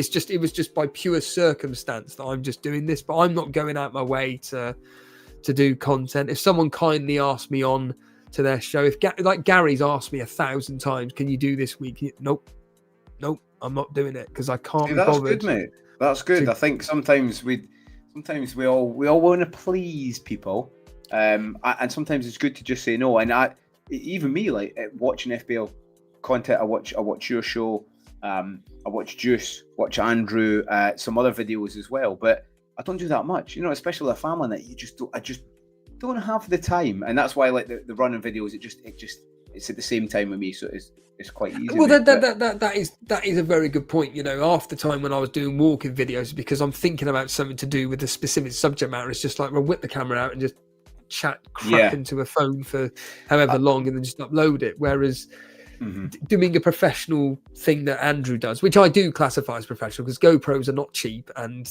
the work that he puts into them, it's quality. It's of a standard, and even the thumbnail is of a very high standard. I'm not going to have what I will say is, anyone's not seen your little shorts, mate, go and watch them, because they're fantastic. Good little bite-sized chunks of FPL information with a sprinkle of comedy. I love them, mate. Everyone, mate, honestly, they're really, really good. Go and check them out. I'm sure it is an exclusive for anybody bothering watching this. It's I was literally, before we started, was recording shorts for the next several days, and basically it's just going to be revealing a player that I've been putting in my team that's a lock. It's all just a bit of fun, and it is, unfortunately, it's a way in which gets you subscribers to your channel. It's pathetic. Well, that's it, mate. But, that's it. And on that, if you've not liked the show yet, give it a little like for subscribers. Give it a wee subscribe, give it a wee share. I've genuinely got to get going, Shane, so I think we're going to need to wrap up, mate. No, that's it. Yeah, that's what I was going to say. We'll finish off now. Steve, thank you very much for joining me, mate. Thank you. A pleasure as ever. And hopefully we can get you on back at some point this year. Maybe even Shane on Elite, maybe. Who knows? Yeah, I can show you. No, but listen, thanks very much to everybody. Thanks for everyone who tuned in. Get back to work on a Friday. In terms of content, we've got more coming over this weekend. I'm doing a video with Andy, FPL Mode, tomorrow, reference game week 1 to 7, an ultimate thread. Look forward to that. But for the time being, have a fantastic Friday, have a fantastic weekend, and we'll see you next week. See you later, Steve.